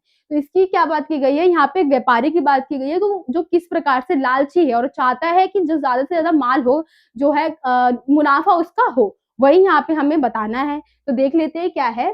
चार हाथ कथा पूंजीवादी व्यवस्था में मजदूरों के शोषण को उजागर करती है, कि हम किस प्रकार के आज के टाइम में हम देखते हैं कि मजदूर जो लोग है उसका शोषण किस प्रकार से हो रहा है, वो हमें जो चार हाथ कहानी है इसके माध्यम से पता चलता है। पूंजीवादी भांति भांति के उपाय कर मजदूरों को पंगु बनाते हैं। अब यह जो पंगु वर्ड है इसका मतलब क्या है, कि बेवकूफ बना रहे हैं उनको, बहुत सारी ऐसी ऐसी चीजें जो है उसका यूज कर रहे हैं और मजदूरों को बेवकूफ बना रहे हैं, नए नए तरीके ढूंढते हैं और अंततः उसकी अस्मिता को ही समाप्त कर देते हैं। अब क्या है, बहुत सारे तरीके ऐसे ढूंढते हैं जिससे मजदूरों को जो बेवकूफ है वो बनाया जाए, अंत में उनसे अपना मतलब भी निकलवा लेते हैं और जो ये जो उन्होंने बेवकूफ बनाया था उस चीज को भी बिल्कुल हटा देते हैं, साफ कर देते हैं, कि मजदूरों को उसके बारे में पता चलता ही नहीं है। मजदूर विरोध करने की स्थिति में नहीं है, वह तो मिलके कल पुर्जे बन गए हैं और लाचारी में आधी मजदूरी पर भी काम करने के लिए विवश है। अब बता रखा है कि मजदूरों की स्थिति इतनी खराब है कि वो क्या कर रहे हैं, इनके खिलाफ वो एक्शन भी नहीं ले सकते हैं। उनकी स्थिति कैसी हो गई है, मिल के कल पुर्जों में बन गए हैं, मतलब कि इस तरीके से उनको काम करना पड़ रहा है घड़ी के पुर्जों के जैसे, वही बताया है यहाँ पे। और ये काम करने के लिए वो विवश है, उनको ये काम मजबूरीवश करना पड़ रहा है। मजदूरों की यह लाचारी शोषण पर आधारित व्यवस्था का पर्दाफाश करती है। अब जैसी स्थिति मजदूरों की है तो वो बता रखा है कि किस तरीके से जो आज के बड़े बड़े औद्योगिक पति है वो किस प्रकार से जो उनके कर्मचारी है उनके साथ गलत व्यवहार करते हैं, उनका शोषण करते हैं, उनका यूज करते हैं और अंत में उनका क्या है, यूज करके छोड़ देते हैं। वही बात हमें यहाँ पे बताने का प्रयास किया गया है। तो आई होप आपको जो क्वेश्चन है समझ में आ गया होगा। आप इसका स्क्रीनशॉट ले लीजिए।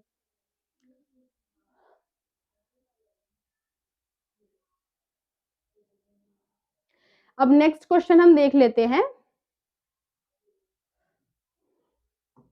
क्वेश्चन नंबर 23 क्या है, साझा कथा का प्रतिपाद्य स्पष्ट कीजिए। अब ये जो साझा कहानी हमें इसका मूल जो है वो बताना है।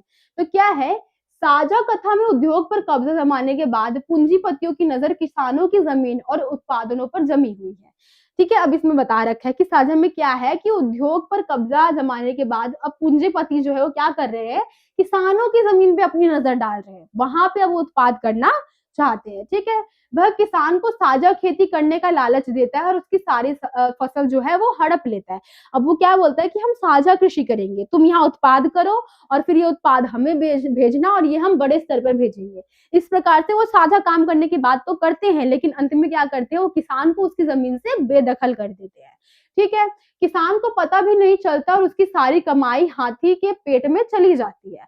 अब क्या है, अब धीरे धीरे यहाँ हाथी बता रखा है, हाथी किसकी बात की गई है, पूंजीपति की बात की गई है, यहाँ पे जो हाथी वर्ड का यूज किया गया है। तो वही है कि किस प्रकार से बता रखा है कि जो किसान है, जो भी पूंजी उसकी एकत्रित होती है, क्या है, उसको पता भी नहीं चलता कब उसके हाथों से निकल कर किसी और के हाथ में चली जाती है।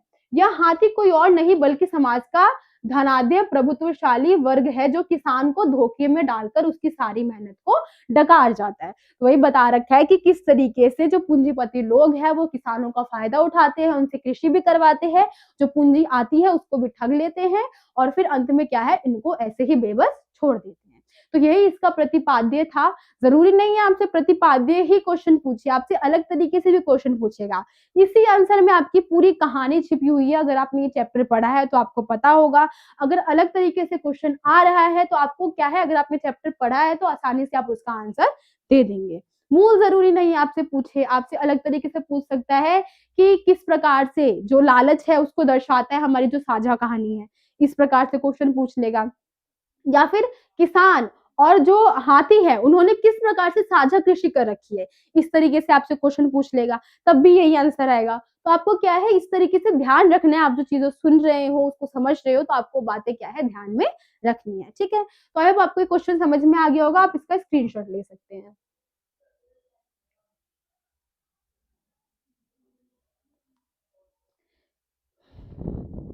नेक्स्ट क्वेश्चन अब हम देख लेते हैं।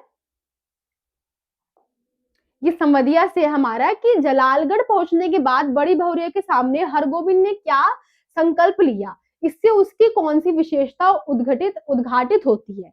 अब हमें यहाँ बताना है, जब जलालगढ़ वो पहुंच गया बड़ी बहुरिया का संवाद लेके, उसके बाद जब वहां से वापस आया तो उसने कौन कौन से कथन जो है बड़ी बहुरिया को कहे थे और उसकी कौन सी विशेषता उत्पन्न होती है, जो हरगोविंद है संवदिया उसकी कौन कौन सी विशेषता उत्पन्न होती है, हमें वो बताना है। ठीक है, क्या है, जलालगढ़ पहुंचने के बाद बड़ी बहुरिया के सामने हरगोविंद ने यह संकल्प लिया कि वह उसे कोई भी कष्ट नहीं होने देगा। अब उसने ये संकल्प लिया, वो बड़ी बहुरिया की काफी इज्जत करता था, वो चाहता था कि उस गांव से ना जाए, इसलिए उसने ऐसा कहा कि अब क्या है, पूरी की पूरी कोशिश करेगा कि अब उसको किसी प्रकार का कष्ट जो है वो ना हो। अब वह बड़ी बहुरिया का सारा काम करेगा, बड़ी बहुरिया उसकी माँ है, सारे गांव की माँ है। वो बताता है कि बड़ी बहुरिया जो है उनके लिए काफी ज्यादा इंपॉर्टेंट है, जरूरी है, क्योंकि अगर वो वहां से जाएगी तो उनके गांव की इज्जत भी वहां से चली जाएगी, इसलिए वो चाहता था कि जो बड़ी बहुरिया है उस गांव से ना जाए। ठीक है, अब उसे गांव छोड़कर जाने की आवश्यकता नहीं है, इस भाव से हरगोविंद की कर्तव्य निष्ठा स्वामी भक्ति भावना उद्घटित होती है, उसके चरित्र और अधिक मजबूत बनता है। अब यहाँ बता रखा है कि ये जो सारी बातें उसने बोली उससे कौन सा जो भाव है उसका पता चलता है। तो क्या है, कर्तव्य निष्ठा, जो भी कार्य है उसका कर्तव्य है उसको करने के लिए वो पूरी तरीके से सक्षम है, तैयार है। और साथ ही में स्वामी भक्ति, वो किस प्रकार से अपना स्वामी है, अपने से बड़े की किस प्रकार से जो आज्ञा है उसको मानता है, पूरा करता है, वो बात हमें यहाँ पे संवदिया के बारे में पता चलती है। ठीक है, तो आपको आई होप ये भी क्वेश्चन समझ में आ गया होगा, आप स्क्रीनशॉट ले लीजिए।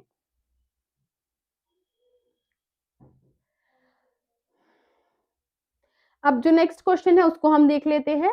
तो ये आपका जो घड़ी के पुर्जे है उसमें से लिया गया ये क्वेश्चन। तो क्या है कि लेखक ने धर्म का रहस्य जानने के लिए घड़ी के पुर्जों का ही दृष्टांत क्यों दिया है। तो ये बताना है कि लेखक ने हमें धर्म के बारे में बताने का तो प्रयास किया है, लेकिन उसमें उसने घड़ी को ही इंपॉर्टेंट रोल क्यों दिया है, हमें मेनली यहाँ पे ये बताना है। तो क्या है, लेखक ने धर्म का रहस्य जानने के लिए घड़ी के पुर्जे का उदाहरण लिया है, क्योंकि उन्होंने घड़ी को केवल समय बताने वाली मशीन समझने तक ही सीमित ना मानकर, अब उन्होंने घड़ी का यूज इसलिए किया है यहाँ पे क्योंकि वो सिर्फ घड़ी का यूज मतलब सिर्फ ये नहीं समझ रहे कि टाइम देखने के लिए हम उसका यूज करें, उसका एक अलग मतलब निकाल रहे हैं। क्या, घड़ी को खोलकर देखना, उसकी साफ सफाई, कल पुर्जों के विषय में जानकारी हासिल करना, ये भी इसमें आएगा। मतलब यहाँ धर्म की बात इसलिए की गई है, हम लोग क्या है, हम आम लोग हैं, हमें घड़ी बनाना नहीं आता है, ठीक, लेकिन जो घड़ी साजी जानते हैं वो तो घड़ी को खोल भी सकते हैं, उसको ठीक भी कर सकते हैं, उसकी सफाई भी कर सकते हैं। उसी प्रकार से उन्होंने धर्म गुरु के बारे में एक घड़ी का एग्जाम्पल लेते हुए बोला है कि धर्म गुरु क्या करते हैं, खुद को बोलते हैं कि हाँ, हमने सारे धर्म की पूरी ग्रंथ जो है वो पढ़ रखी है, लेकिन वो लोगों को उसके बारे में नहीं बताते हैं। तो लेखक वही बोलना चाहते हैं कि कम से कम उन लोगों को मत बताओ जिसको इसके बारे में नहीं पता है, जिन्होंने घड़ी साजी नहीं सीखी है, लेकिन जो इसका इम्तिहान पास करके आए हैं, कम से कम आप उसको तो बता ही सकते हैं इसके बारे में। तो वही यहाँ पे जो लेखक ने है घड़ी का बहुत अच्छा एग्जाम्पल लेते हुए हमें धर्म के बारे में बताने का प्रयास किया है। ठीक है, तो आप इसका स्क्रीनशॉट ले लीजिए।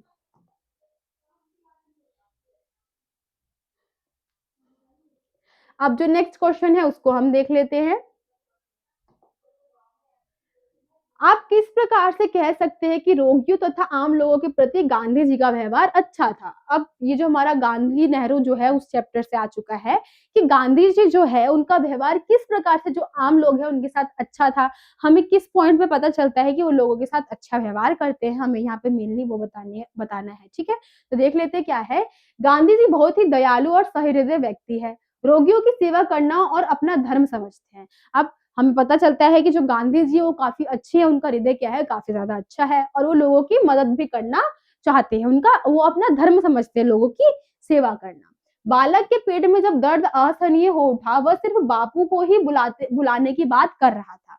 अब यहाँ पे एक बालक की बात की गई है जिसके पेट में काफी दर्द हो रहा था, तो वो क्या कर रहा था, वो किसी और से इलाज करवाने के लिए तैयार नहीं था, वो सिर्फ क्या चाहता था कि बापू आए और सिर्फ वो उसका इलाज करे। बापू के स्नेह और सेवा से वह ठीक हो गया।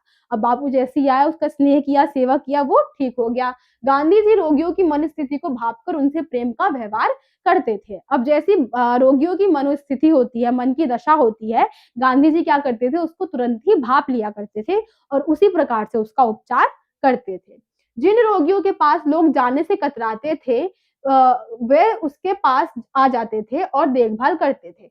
इन उदाहरणों से गांधी जी के उच्च व्यक्तित्व का परिचय मिलता है। ठीक है, कुछ रोग ऐसे होते हैं जैसे यहाँ बता रखा है, तपेदिक का रोगी, ये सब जो रोग है वो बता रखा है कि फैलने वाली बीमारी होती है। तो लोगों के मन में ये था कि अगर हम उसके रोगी के पास जाएंगे तो हमें भी वो बीमारी हो जाएगी, तो कोई लोग उनके पास नहीं जाते थे, लेकिन गांधी जी क्या करते थे, स्वयं उनके पास जाके उनकी सेवा करते थे।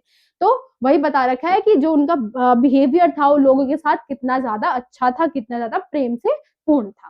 तो यही आपके पूरे क्वेश्चन में था। आई होप आपको ये क्वेश्चन समझ में आ गया होगा, आप इसका स्क्रीनशॉट ले सकते हैं।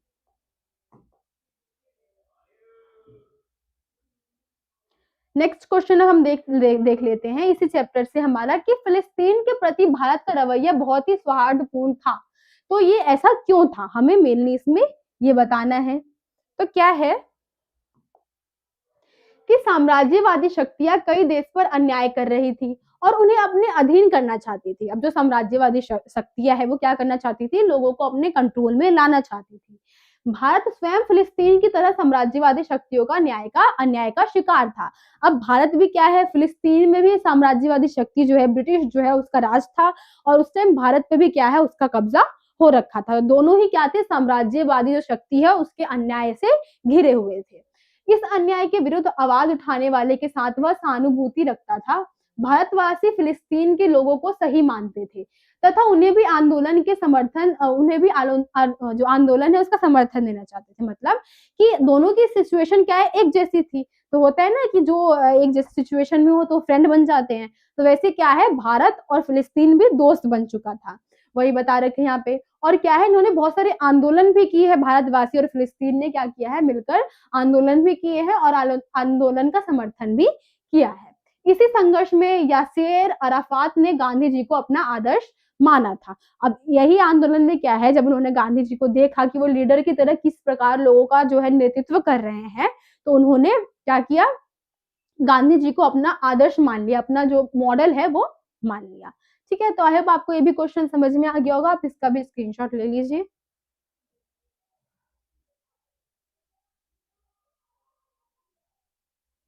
अब जो नेक्स्ट क्वेश्चन है उसको हम देख लेते हैं।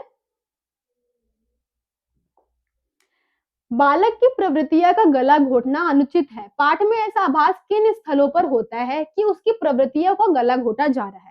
अब ये बालक बच गया उस चैप्टर से, हमारा क्वेश्चन है कि किस प्रकार से जो बालक है उसकी सिचुएशन ऐसी है, जो राइटर है उसको देख के लग रहा है कि उसकी बहुत सारी इच्छाओं का गला घोटा जा रहा है। तो वही हमें यहाँ पे एक्सप्लेन करना है। तो क्या है, बालक जब वार्षिकोत्सव के मंच पर खड़ा था तब उसका मुंह पौला, आंखें सफेद, दृष्टि भूमि से उठी नहीं थी। अब उसकी स्थिति ऐसे जैसे बीमार बच्चा नहीं होता, आंखें नीचे हो, ऊपर नहीं उठ रही हो, शरीर का कलर अलग हो चुका हो, इस प्रकार से उसकी स्थिति हो रखी थी। जब बालक को इनाम मांगने को कहा गया तब बालक के मुख पर विलक्षण रंगों का परिवर्तन हो रहा था।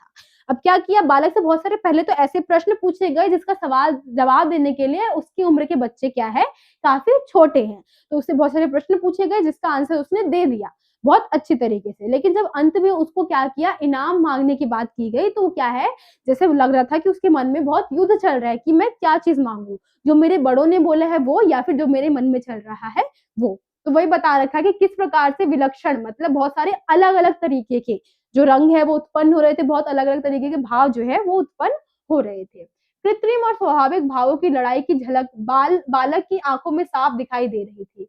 उसकी इस दशा से पता चलता है कि स्वाभाविक प्रवृत्तियों का गला घोटा जा रहा था। अब जिस प्रकार से उसकी स्थिति थी, वो ना बोल पा रहा था ना कुछ कह पा रहा था, तो उसी से पता चलता है कि किस प्रकार से जो उसकी जिंदगी है कितनी मजबूरियों से चल रही है, कि किस प्रकार से जो जो एक बच्चे के मन में चलता है उसका गला जो है वो घोटा जा रहा है। जैसे आपने देखा अंत में बच्चे ने क्या लड्डू मांगा था, तो लेखक को ये काफी अच्छा लगा था कि जो लेखक का बचपन है वो बच चुका है, इसलिए क्या है, इस लघु कथा का नाम बालक बच गया इस प्रकार से रखा गया है। तो आई होप आपको ये भी क्वेश्चन समझ में आ गया होगा, आप इसका स्क्रीनशॉट ले सकते हैं।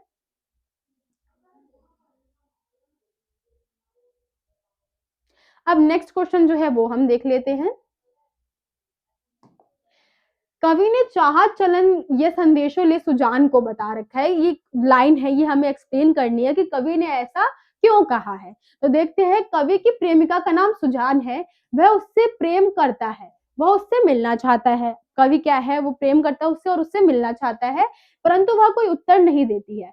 कवि मरणावस्था स्थिति में पहुंच चुका है, अब कवि की स्थिति काफी खराब हो चुकी है और क्या है, उसे लगता है कि कभी भी उसका प्राण निकल सकते हैं। अब कवि की स्थिति इतनी खराब हो चुकी कि उसको लगता है वो कभी भी मृत्यु को प्राप्त हो सकता है। वह अपनी प्रेमिका सुजान तक यह दिशा पहुंचाना चाहता है कि उसके दर्शनों की इच्छा में ही उसके प्राण अब तक अटके हुए हैं। अब क्या है, वो इसलिए जिंदा है अभी क्योंकि वो अपनी प्रेमिका सुजान को देखना चाहता है। तो ये वहां बताया गया है, इसीलिए वह आकर उसको दर्शन दे दे। अब कवि इसलिए बोला है ये लाइन कि कवि ने चाहत चलन ये संदेश सुजान को, मतलब ये मेरी चाहत है कि ये जो संदेश है सुजान तक पहुंच जाए, कि बस मैं उसको देखने की इच्छा में ही अभी तक जीवित हूँ, वरना अभी तक मेरे प्राण कब के निकल चुके होते, इसलिए ये लाइन को कहा था। तो आई होप आपको ये क्वेश्चन समझ में आ गया होगा।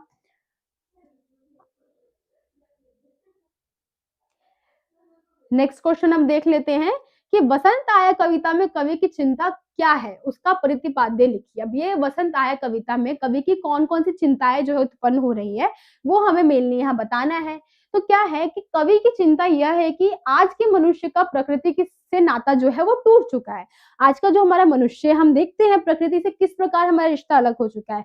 पहले के टाइम पे पेड़ पौधे थे, हम क्या करते, इंटरेस्ट लेते थे उन सब चीजों में, लेकिन आज के टाइम पे क्या हो चुका है कि लोग अपनी ही लाइफ में बिजी है, अपनी टेक्नोलॉजी भरी लाइफ में बिजी है, उनका शेड्यूल इतना भरा हुआ रहता है कि वो खुद के लिए टाइम कभी निकाल ही नहीं पाते हैं। ठीक है,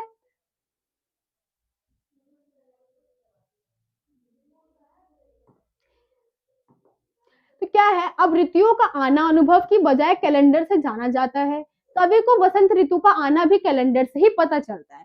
अब वो बता रहे कि अब की सिचुएशन ऐसी हो चुकी है कि अब हम प्रकृति को देखकर, मौसम को देखकर नहीं बता सकते कि कौन सी ऋतु आ रही है। अब हमें कैलेंडर देख के त्योहार के बारे में, ऋतु के बारे में, इन सब के बारे में पता चलता है। हमारी आधुनिक जीवन शैली प्रकृति से प्राप्त होने वाली आनंद से हमें दूर कर दिया है। व्यवस्था के कारण मनुष्य को प्रकृति में होने वाले परिवर्तन का पता ही नहीं चलता है। आजकल का हमारा जीवन इतना वो हो चुका है, हम देख रहे हैं ना, हम इतना बिजी लाइफ जी रहे हैं कि हम क्या करते हैं, अपनी प्रकृति से जुड़ाव जो है वो अब महसूस नहीं करते हैं। वृक्षों से गिरते पत्ते, कलकती कोयल, फूलों के खिलने, शीतल वायु के बहने व पलाश के जंगलों से मानव को कोई भी मतलब नहीं रह गया है। अब प्रकृति की जो चीजें हैं, यहाँ पे सारी जो ये चीजें बता रखी है प्रकृति से जुड़ी हुई है। अब मानव बता रहे हैं कि लेखक जो है कि वो मानव को अब इन सब चीजों से कोई मतलब रह ही नहीं गया है। मानव अपने जीवन में पूरी तरीके से जो है उलझ चुका है। तो वही बता रखी है कि किस प्रकार से जो व्यक्ति मानव है उसका प्रकृति के साथ जो संबंध है वो खत्म होता जा रहा है। तो आप इसका स्क्रीनशॉट ले सकते हैं।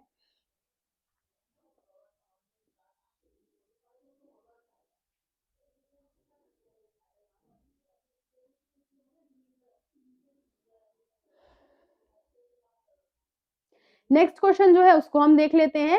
दीप अकेला के प्रतीकार्थ को स्पष्ट करते हुए बताइए कि कवि ने स्नेह भरा गर्व भरा मतदाता क्यों कहा है। अब ये दीप अकेला जो हमारी पोयम है उसमें से आ गई है कि उन्होंने ये जो लाइन है स्नेह भरा गर्व भरा एवं मतदाता, ये लाइन क्यों बोली है वो हमें यहाँ बताना है। तो दीप अकेला से आशय यहाँ व्यष्टि अर्थात व्यक्तिगत सत्ता से है। अब यहाँ पे जो दीप अकेला जो हमने ये लिया है, शब्द लिया है, इसका मतलब क्या है, व्यक्तिगत सत्ता से इसका मतलब जो है वो जुड़ता है। दीप को यह एक सर्वगुण संपन्न मनुष्य के रूप में वर्णित किया गया है। अब ये जो दीप है हमारा सर्वगुण संपन्न मनुष्य, मतलब जो मनुष्य के एक हम बोल सकते हैं ना फॉर्म होता है उसमें बिल्कुल फिक्स बैठता है। इस व्यक्ति में स्वतंत्रता, मौलिकता और रचनात्मक की अद्वितीय विशेषताएं हैं। अब ये दीप के अंदर बहुत सारी विशेषताएं हैं जो कि एक संपूर्ण मनुष्य के अंदर होती है। इसे अंधकार से लड़ने की शक्ति भी है। इसके अंदर क्या है, अंधकार से भी ये आसानी से लड़ सकता है, परंतु अपनी शक्ति और गुणों और अहंकार के कारण मद भी है। मतलब बता रखा है कि इसके अंदर इतनी शक्ति है लेकिन उस शक्तियों के कारण क्या है, उसके अंदर अहंकार भी आ चुका है। तो यही हमें यहाँ पे पता चलता है कि स्नेह भरा भी है, गर्व भरा भी है और मतदाता, यही लाइन इसके साथ जुड़ी हुई है कि गर्व में अपने चून है, पूरा स्नेह से भरा हुआ है, प्रेम है उसके अंदर, लेकिन उस प्रेम का घमंड भी उसके अंदर है। तो यही हमें इस पूरे क्वेश्चन में बताना था। आप इसका स्क्रीनशॉट ले लीजिए।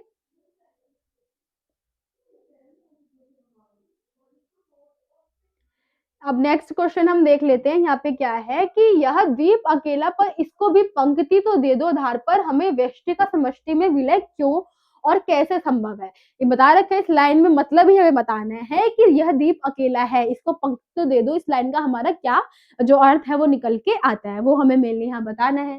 क्या है, संध्या के समय समुद्र में एक बूंद का उछलना और फिर उसी में विलीन हो जाना क्षण के महत्व को प्रतिपादित करता है। ठीक है, अब जो हम बूंद, हमने ये जो कहानी देखी थी वो बूंद जो है इससे निकल के बाहर आ रही है, क्षण भर के लिए बाहर आ रही है, लेकिन उसका अस्तित्व क्या है, बिल्कुल चेंज हो जा रहा है। वो उससे पहले क्या थी, समुद्र में थी, लेकिन अब जब वो बाहर निकली है तो एक बूंद के रूप में निकली है, तो इसका अस्तित्व क्या है, बिल्कुल बदल चुका है। ठीक है, बूंद एक क्षण में ही सूरज की लाल रोशनी में रंगकर चमक उठती है। इसी प्रकार विराट की निराकार सत्ता के समक्ष मानव के लघु जीवन में मधुर मिलन के प्रकाश से प्रतिपाद और जो क्षण आते हैं वही इसे नश्वरता के बोध से मुक्त करते हैं, आत्मबोध से भर देते हैं।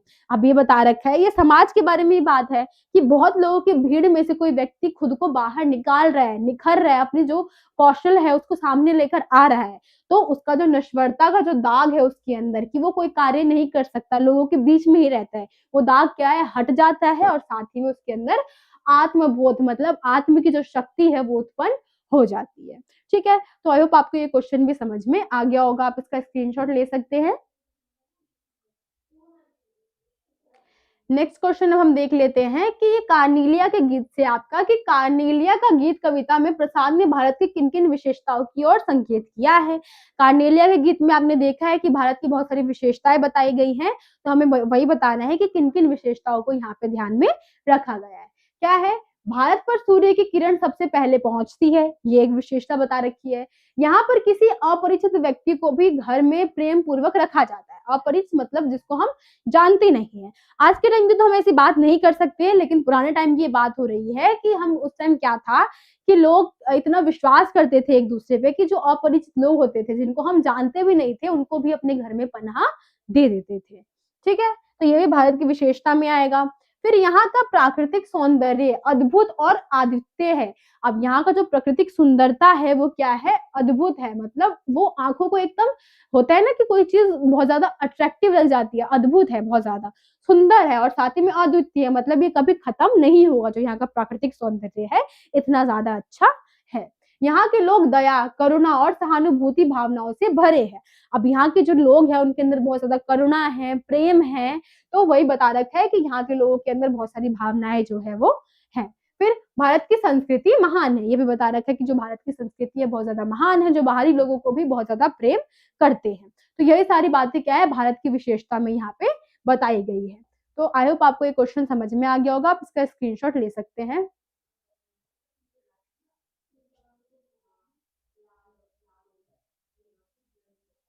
अब नेक्स्ट क्वेश्चन हम देख लेते हैं कि उड़ते खग और बरसाती आंखों के बादल में क्या विशेष अर्थ व्यंजित है। तो ये जो उड़ते खग और बरसाती बादल जो शब्द है इसका हमने यूज किया है यहाँ पे, तो उसका क्या अर्थ है ये हमें बताना है। तो क्या है, उड़ते खग में अप्रवासी लोगों का विशेष अर्थ व्यंजित होता है।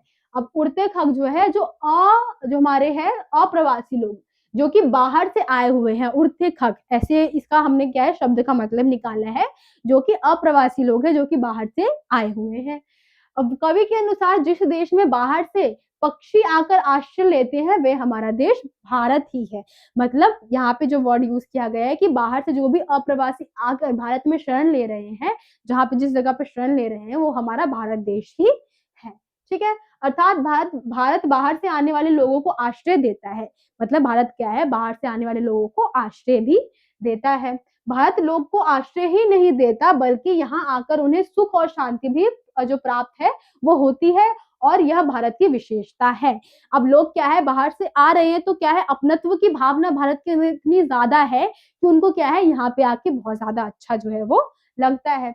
बरसाती आंखों के बादल, अब इसका मतलब क्या है कि पंक्ति से विशेष अर्थ यह व्यंजित होता है कि भारतीय अनजान लोगों के दुख में भी दुखी हो जाते हैं। अभी बता रखा है कि किस तरीके से भारत के लोग जो है बाहरी लोगों के दुख के बारे में सुनते हैं तो उससे भी दुखी हो जाते हैं, मतलब उनकी भावना को अपने में खुद में महसूस करते हैं। ठीक है, वह दुखी आंखों में आंसू के रूप में निकल पड़ता है। अब वो जो दुख है वो आंखों से आंसू के रूप में निकल जाता है। ठीक है, तो आई होप आपको ये क्वेश्चन भी समझ में आ गया होगा, आप इसका स्क्रीनशॉट ले सकते हैं। फिर हम नेक्स्ट क्वेश्चन देखेंगे। तो यहाँ क्या है, मैंने भ्रमवश जीवन सचिंत मदकर्णियों की भीख लुटाई। पंक्ति का भाव स्पष्ट करना है हमें यहाँ पे कि ये जो लाइन है इसका क्या अर्थ है, क्या भाव से बोला जा रहा है, हमें ये स्पष्ट करना है। तो क्या है, प्रस्तुत पंक्ति में देवसेना की वेदना का परिचय किया गया है। वेदना यहाँ पे क्या है, दर्द जो है उसका हमें यहाँ पे परिचय है वो करवाया गया है। वह स्कंदगुप्त से प्रेम कर बैठी परंतु स्कंदगुप्त के हृदय में उसके लिए कोई भी स्थान नहीं था। वो एक ऐसे व्यक्ति से प्यार करती थी जो कि उसके लिए मतलब उसको कोई भी इंपॉर्टेंस नहीं देता था। जब देवसेना को इस सत्य का पता चला तो उसे बहुत ही दुख होता है। वह स्कंदगुप्त को छोड़कर चली जाती है।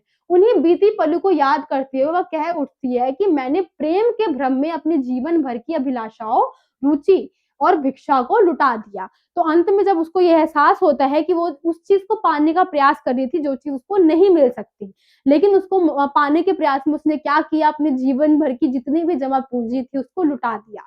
इसीलिए उसने जो ये भाव है, ये जो लाइन है उसको कहा है कि मैंने भ्रमवश जीवन संचित मधुकर्णियों की भीख लुटाई, कि जीवन भर का जितना भी उसका जो भी इच्छाएं थी, अभिलाषाएं थी, उस सबको क्या किया, उसने त्याग दिया। ठीक है, तो यही आपके इस क्वेश्चन में था। आई होप आपको ये समझ में आ गया होगा, आप इसका स्क्रीनशॉट ले सकते हैं। नेक्स्ट क्वेश्चन हम देख लेते हैं, क्या है कि कवि ने आशा को बावली क्यों कहा। ये हमें शब्द का जो मतलब है वो हमें बताना है क्वेश्चन में, कि जो आशा है उसको बावली क्यों कहा गया है। तो क्या है, आशा बहुत बावली होती है परंतु इसके साथ ही वह बावली भी होती है। आशा यदि डूबे यहाँ पे सॉरी, यहाँ आशा बहुत बलवती है। ये है कि आशा जो है बहुत ज्यादा स्ट्रॉन्ग है। ठीक है, और उसके साथ क्या है, ये बावली भी है। क्यों, आशा यदि डूबे हुए को सहारा देती है तो उसे बावला भी कर देती है। अब क्या है, मैंने अपने मन में कोई आशा बना रखी है कि कोई मेरी सहायता करेगा, कोई हेल्प करने के लिए आएगा, तो मेरे अंदर एक उम्मीद है कि कोई मेरे को मदद करने के लिए यहाँ आएगा। लेकिन क्या है, वो व्यक्ति यहाँ नहीं आ रहा, तो अंत में क्या होगा, मैं ये सोचती सोचती उसी स्थान पे रह जाऊंगी और अंत में यही निकलेगा कि मैंने अपना टाइम वेस्ट किया उस चीज के लिए। तो एक तरीके से आशा जो है वो बावली ही बना देती है। तो यही यहाँ पे हमें ये बताने का प्रयास किया गया है। प्रेम में तो आशा बहुत अधिक बावली होती है। वह जिसे प्रेम करता है उसके प्रति हजारों सपने बुनता है, फिर उसका प्रेमी उसे प्रेम करे या ना करे। अब यहाँ बता रखा है चैप्टर के हिसाब से कि किस तरीके से जो प्रेम है वो आशाओं को और बावली बना देती है कि हम उसको पा लेंगे, लेकिन अंत में हमें ये पता नहीं होता कि सामने वाला व्यक्ति हमसे प्रेम करता है या नहीं। ठीक है, आगे हम देख लेते हैं क्या है। वह आशा के सहारे सपनों में तैरता रहता है, यही कारण है कि आशा को बावली कहा गया है। अब वो आशा में इतना डूब जाता है कि उसी के सहारे अपना जीवन यापन करना चालू कर देता है, इसीलिए यहाँ पे आशा को बावली भी बोला गया है। ठीक है, तो आई होप आपको ये जो क्वेश्चन है वो समझ में आ गया होगा। आप इसका स्क्रीनशॉट ले लीजिए।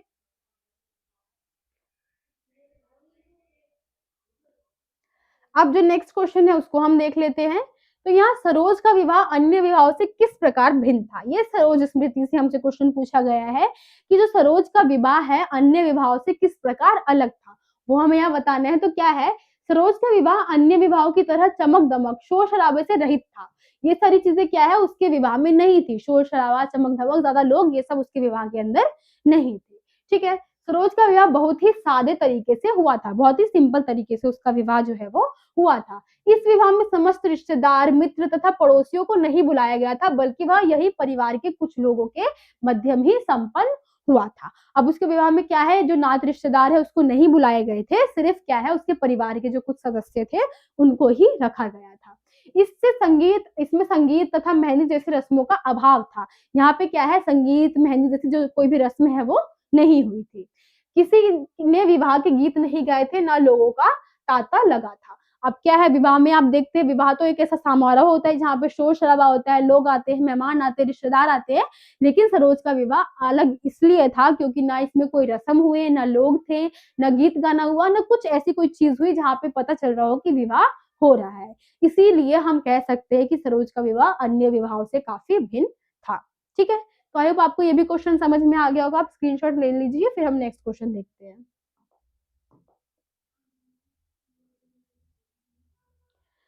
तो नेक्स्ट क्वेश्चन है हमारे यहाँ कि खाली कटोरों में बसंत का उतरना से क्या तात्पर्य है। अब ये खाली कटोरों की बात की जा रही है, तो इसमें बसंत आया से हमें ये लिया गया है जो हमारा क्वेश्चन है। तो क्या है कि खाली कटोरे में बसंत का उतरना, इसमें क्या हमें जो अर्थ है वो उत्पन्न होता है। तो यहाँ पे भिखारियों की बात की गई है कि किस प्रकार से भिखारी के कटोरे में बसंत उतर रहा है, हमें ये एक्सप्लेन करना है। तो हम देख लेते क्या है। खाली कटोरे में बसंत का उतरना का आशय है कि भिखारी को भीख मिलने लगी है। ठीक है, अब खाली कटोरे में बसंत आ रही है, मतलब कि भिखारियों को भीख जो है वो प्राप्त हो रही है। इससे पहले उन्हें भीख नसीब नहीं हो रही थी, इससे पहले उन्हें भीख नहीं मिल रही थी। क्यों? क्योंकि गंगा घाटी में भिखारी की भिक्षा उम्मीद पर आंखों बिछाए बैठे हुए थे, लेकिन उन्हें भिक्षा पात्र खाली होते थे। अब क्या है, बसंत आ गया है, लोग पूजा पाठ में बहुत ज्यादा ध्यान देने लग जाएंगे, मंदिरों में आने लग जाएंगे। तो इसीलिए बोला गया है कि जो भिखारी है उनके कटोरे में बसंत उतर गया है।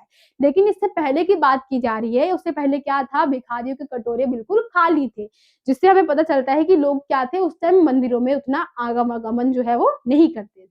ठीक है, अचानक घाट पर भीड़ बढ़ने लगी, लोगों ने उन्हें भिक्षा दे रहे थे। अब क्या है, घाट पर भीड़ बढ़ने लगी बसंत के आने से, और लोग क्या है भिखारियों को भिक्षा देने लग गए। भिक्षा मिलने में उनके खाने पीने संबंधित चिंताएं कुछ समय के लिए समाप्त हो गई और उनके मुख पर प्रसन्नता दिखाई देने लगी। कुछ टाइम के लिए, जब जैसे बसंत आया है तो बहुत सारे त्योहार भी आते हैं, तो लोग मंदिरों में जाते हैं, तो वही बता रखा है कि कुछ टाइम के लिए क्या है, उनका जो खाने पीने का इंतजाम है आसानी से हो जाएगा। अतः कवि इस स्थिति को खाली कटोरे में बसंत उतरना कहता है। ठीक है, तो इसी स्थिति को क्या बोल रहा है कवि कि खाली कटोरे में बसंत जो है वो उतर रहा है। ठीक है, तो आई होप आपको समझ में आ गया होगा। आप स्क्रीनशॉट ले लीजिए। अब जो नेक्स्ट क्वेश्चन है उसको हम देख लेते हैं। तो यहाँ जो नेक्स्ट क्वेश्चन है कि बच्चों का इधर उधर कहना क्या प्रकट करता है। तो ये दिशा कविता से लिया गया है ये क्वेश्चन कि जब बच्चा बोल रहा है कि उधर की तरफ है, तो इसका मतलब वो क्या बता रहा है वो हमें यहाँ पे समझाना है कि बच्चे का उधर उधर कहना प्रकट करता है कि उस दिशा में उसकी पतंग उड़ती जा रही है। अब लेखक ने उससे क्या पूछा था कि तुम्हें हिमालय की दिशा पता है, तो बच्चे ने क्या बोला कि जिस तरफ उसकी पतंग उड़ रही है उस तरफ उसने इशारा कर दिया। तो वही लेखक बता रहे हैं कि उधर उधर का अर्थ क्या है, हमें यहाँ पे वो समझाना है। तो क्या है कि बच्चे का उधर उधर कहना यह प्रकट करता है कि जिस दिशा में उसकी पतंग उड़ रही है, जहां उसकी पतंग उड़ रही है उसी दिशा में जानता है कि हिमालय की दिशा है, दिशा का ज्ञान नहीं है। क्या है, उसको दिशा के बारे में तो नहीं पता, हिमालय की दिशा का क्या ज्ञान उसे नहीं है, लेकिन क्या बोल रहा है कि जिस तरफ मेरी पतंग उड़ रही है उसी तरफ क्या है, हिमालय है। तो उसी दिशा पर अपना ध्यान केंद्रित किए हुए, बस जिस तरफ उसकी पतंग उड़ रही है उसी तरफ क्या है, उसका ध्यान केंद्रित है। और अगर लेखक ने जब उससे पूछा कि हिमालय की दिशा क्या तुम्हें पता है, तो उसने अपने पतंग की तरफ क्या है, उत्तर दे दिया। तो वही लेखक ने यहाँ पे इधर जो उधर उधर का अर्थ है वो बताने का प्रयास किया है। ठीक है, तो आई होप आपको ये क्वेश्चन समझ में आ गया होगा। आप इसका स्क्रीनशॉट ले लीजिए।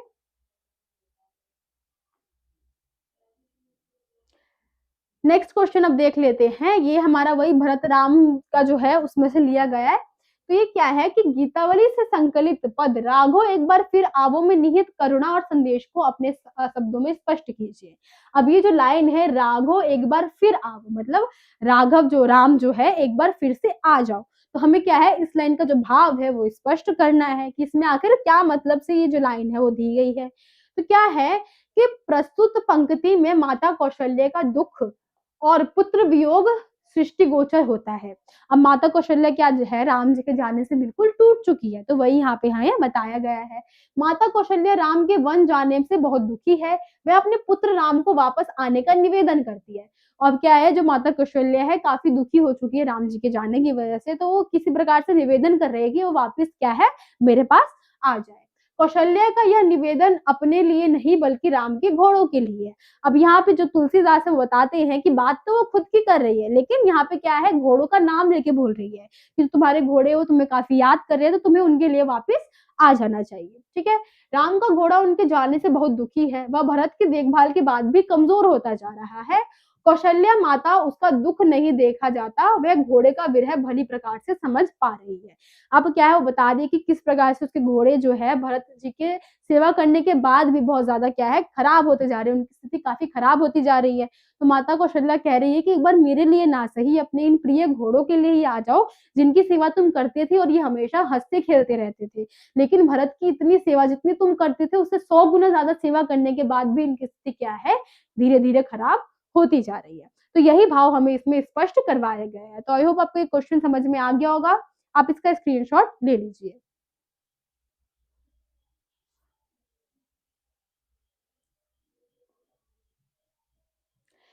अब नेक्स्ट क्वेश्चन हम देख लेते हैं। यहाँ पे क्या है कि पत्थर और चट्टान शब्द किसके प्रतीक है। अब जो हमारा पत्थर जो यहाँ पे दिया गया है कहानी में, और जो चट्टान शब्द है वो किसके प्रतीक है। ये हमारी तोड़ो कविता है, उससे ये क्वेश्चन लिया गया है कि तोड़ो कविता में पत्थर और चट्टान बंधनों तथा बाधाओं का प्रतीक है। जो पत्थर है और ये जो चट्टान है, बंधन और बाधाएं, जो भी हमारे बीच में कुछ ऐसी स्थिति आ रही है जो कि हमें रोक रही है आगे जाने से, उनके प्रतीक है। बंधन और बाधाएं मनुष्य को आगे बढ़ने से रोकती है। ठीक है, इसलिए कवि मनुष्य को इनको हटाने के लिए प्रेरित कर रहा है। तो चाहता है कि क्या है, लोग जो ये पत्थर है उनको हटा दे, इनको तोड़ दे, और अंत में क्या है, ये एक नई जगह जो है, गोड़ने का मतलब क्या है कि उसको हम दोबारा से स्थापित कर रहे हैं और उसको क्या है, अच्छी तरीके से बना रहे हैं। वही है कि क्या है, हम इस चीज को हटा लें और खुद को हम प्रेरित करें। और उसके अनुसार यदि इनमें इससे हमने पार पा लिया, इससे हम पार चले गए, तो इन्हें तोड़कर अपने रास्ते से हटाना पड़ेगा, तभी मंजिल पाएंगे। मतलब अगर हमें इनसे पार जाना है, जो बंधन है, बाधाएं हैं, अगर हमें उनसे पार जाना है तो क्या होगा, इनको हमें समाप्त करना होगा, तोड़ना पड़ेगा। उसके बाद ही हम क्या करेंगे, अपनी मंजिल को आसानी से पा लेंगे। ठीक है, तो यही आपके इस क्वेश्चन में था। आई होप आपको ये क्वेश्चन समझ में आ गया होगा। आप इसका स्क्रीनशॉट ले लीजिए।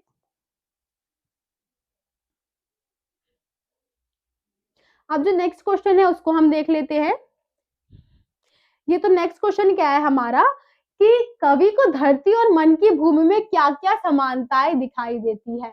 ये भी उसी में से ये कि कवि जो है बोल रहा है कि जो धरती है और जो हमारी मन की भूमि है किस प्रकार से सेम है, वो हमें यहाँ पे बताना है। तो क्या है कि धरती में मिट्टी विद्यमान होती है, उसमें पत्थर और चट्टाने व्यापक होते हैं, वह बंजर हो जाती है। अब ये क्या है, हमें भूमि जो ये रियल भूमि होती है उसके बारे में बता रखा है कि अगर वहां पे क्या है, मिट्टी है, चट्टाने हैं, सब कुछ मिक्स है, तो क्या होगा, वो भूमि बंजर हो जाएगी। क्योंकि कोई भी उपजाऊ भूमि के लिए क्या है, सिर्फ मिट्टी की आवश्यकता होती है। अगर वहां पे पत्थर है, इसका मतलब क्या है, ये भूमि बंजर है। ठीक है, जिसमें उसमें किसी भी प्रकार की फसल को हम पैदा नहीं कर सकते हैं। इसी प्रकार मन की भूमि बंधनों और बाधाओं के कारण बंजर हो जाती है।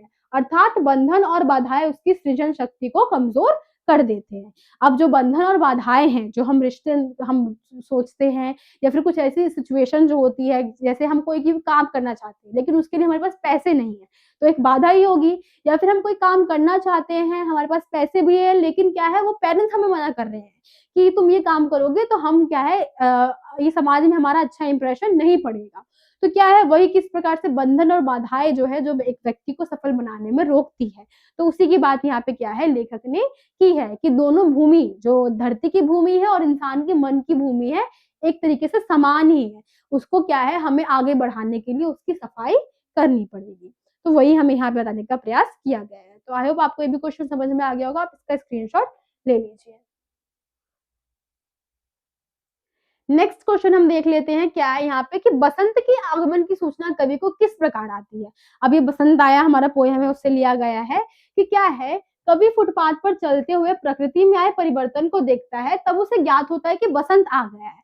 अब कवि क्या कर रहा है, चल रहा है रास्ते में, तो उसने देखा कि आसपास क्या है, काफी चेंजेस, प्रकृति में चेंज उसको नजर आ रहे हैं। तब उसको पता चला कि बसंत जो है वो आ चुका है। उसे चिड़िया के फूंक, पेड़ों से गिरते पीले पत्ते तथा गुनगुनी ताजा हवा बसंत के आगमन की सूचना देती है। प्रकृति में हुए परिवर्तन उसे बसंत आने का आभास कराते हैं तथा घर पर जाकर कैलेंडर देखता है और इस बात का क्या है, पूर्ण रूप से पुष्टि करता है।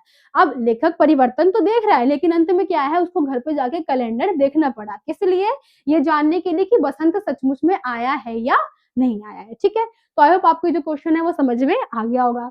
नेक्स्ट क्वेश्चन अब हम देख लेते हैं, ये आपका लास्ट क्वेश्चन है। ठीक है, कोई 6 बजे सुबह फिरकी सी आई चली गई, पंक्ति में निहित भाव स्पष्ट हमें करना है कि कोई ऐसी हवा है, ये भी इसी चैप्टर से बसंत आया से ही है, कि कोई ऐसी हवा आई है, छोटी सी फिरकी ली है और फिरकी लेकर चली गई है।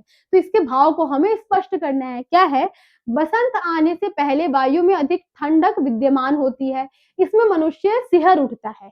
अब बसंत आने से पहले क्या है, मौसम थोड़ा ठंडा हो जाता है, तो वही ठंडी ठंडी जो हवाएं है वो चलने लग जाती है, वही बताया गया है। परंतु बसंत आगमन के साथ वह हवा गुनगुनी हो जाती है, मानो कोई युवती गर्म पानी से स्नान करके आई हो।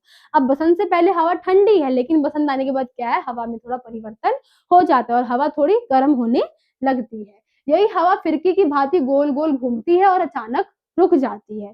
तो क्या है, ये जो लाइन है, फिरकी सी आई है, ये किसके लिए, हवा के लिए यूज किया गया है। इसमें सिहरन पैदा करने वाली ठंडक विद्यमान नहीं होती है, ज्यादा ठंडी ये हवा नहीं होती है। बसंत की हवा में ठंडक समाप्त हो जाती है और गर्माहट हृदय को आनंदित करती है। तो ऐसी स्थिति होती है उस टाइम, ऐसा वातावरण जो होता है कि हवाएं क्या है, गर्म लगती है और वो काफी अच्छी लगती है, हमारे जो हम बोल सकते हैं भाव को, मन को काफी ज्यादा पसंद करती है। ठीक है, तो यही आपके सारे मोस्ट इंपॉर्टेंट क्वेश्चन आंसर थे आपकी अंतरा और अंतराल बुक से। आई होप आप एंड तक इस वीडियो में बने रहे होंगे, क्योंकि स्टार्टिंग में ही मैंने बता दिया था ये वीडियो आपके लिए काफी ज्यादा यूजफुल रहने वाला है। और कमेंट करके जरूर बताइएगा आपको मेरे एक्सप्लेन करने का तरीका कैसे लगा। मिलते हैं आपसे अगली वीडियो में, जब तक के लिए थैंक यू और कल के एग्जाम के लिए ऑल द बेस्ट।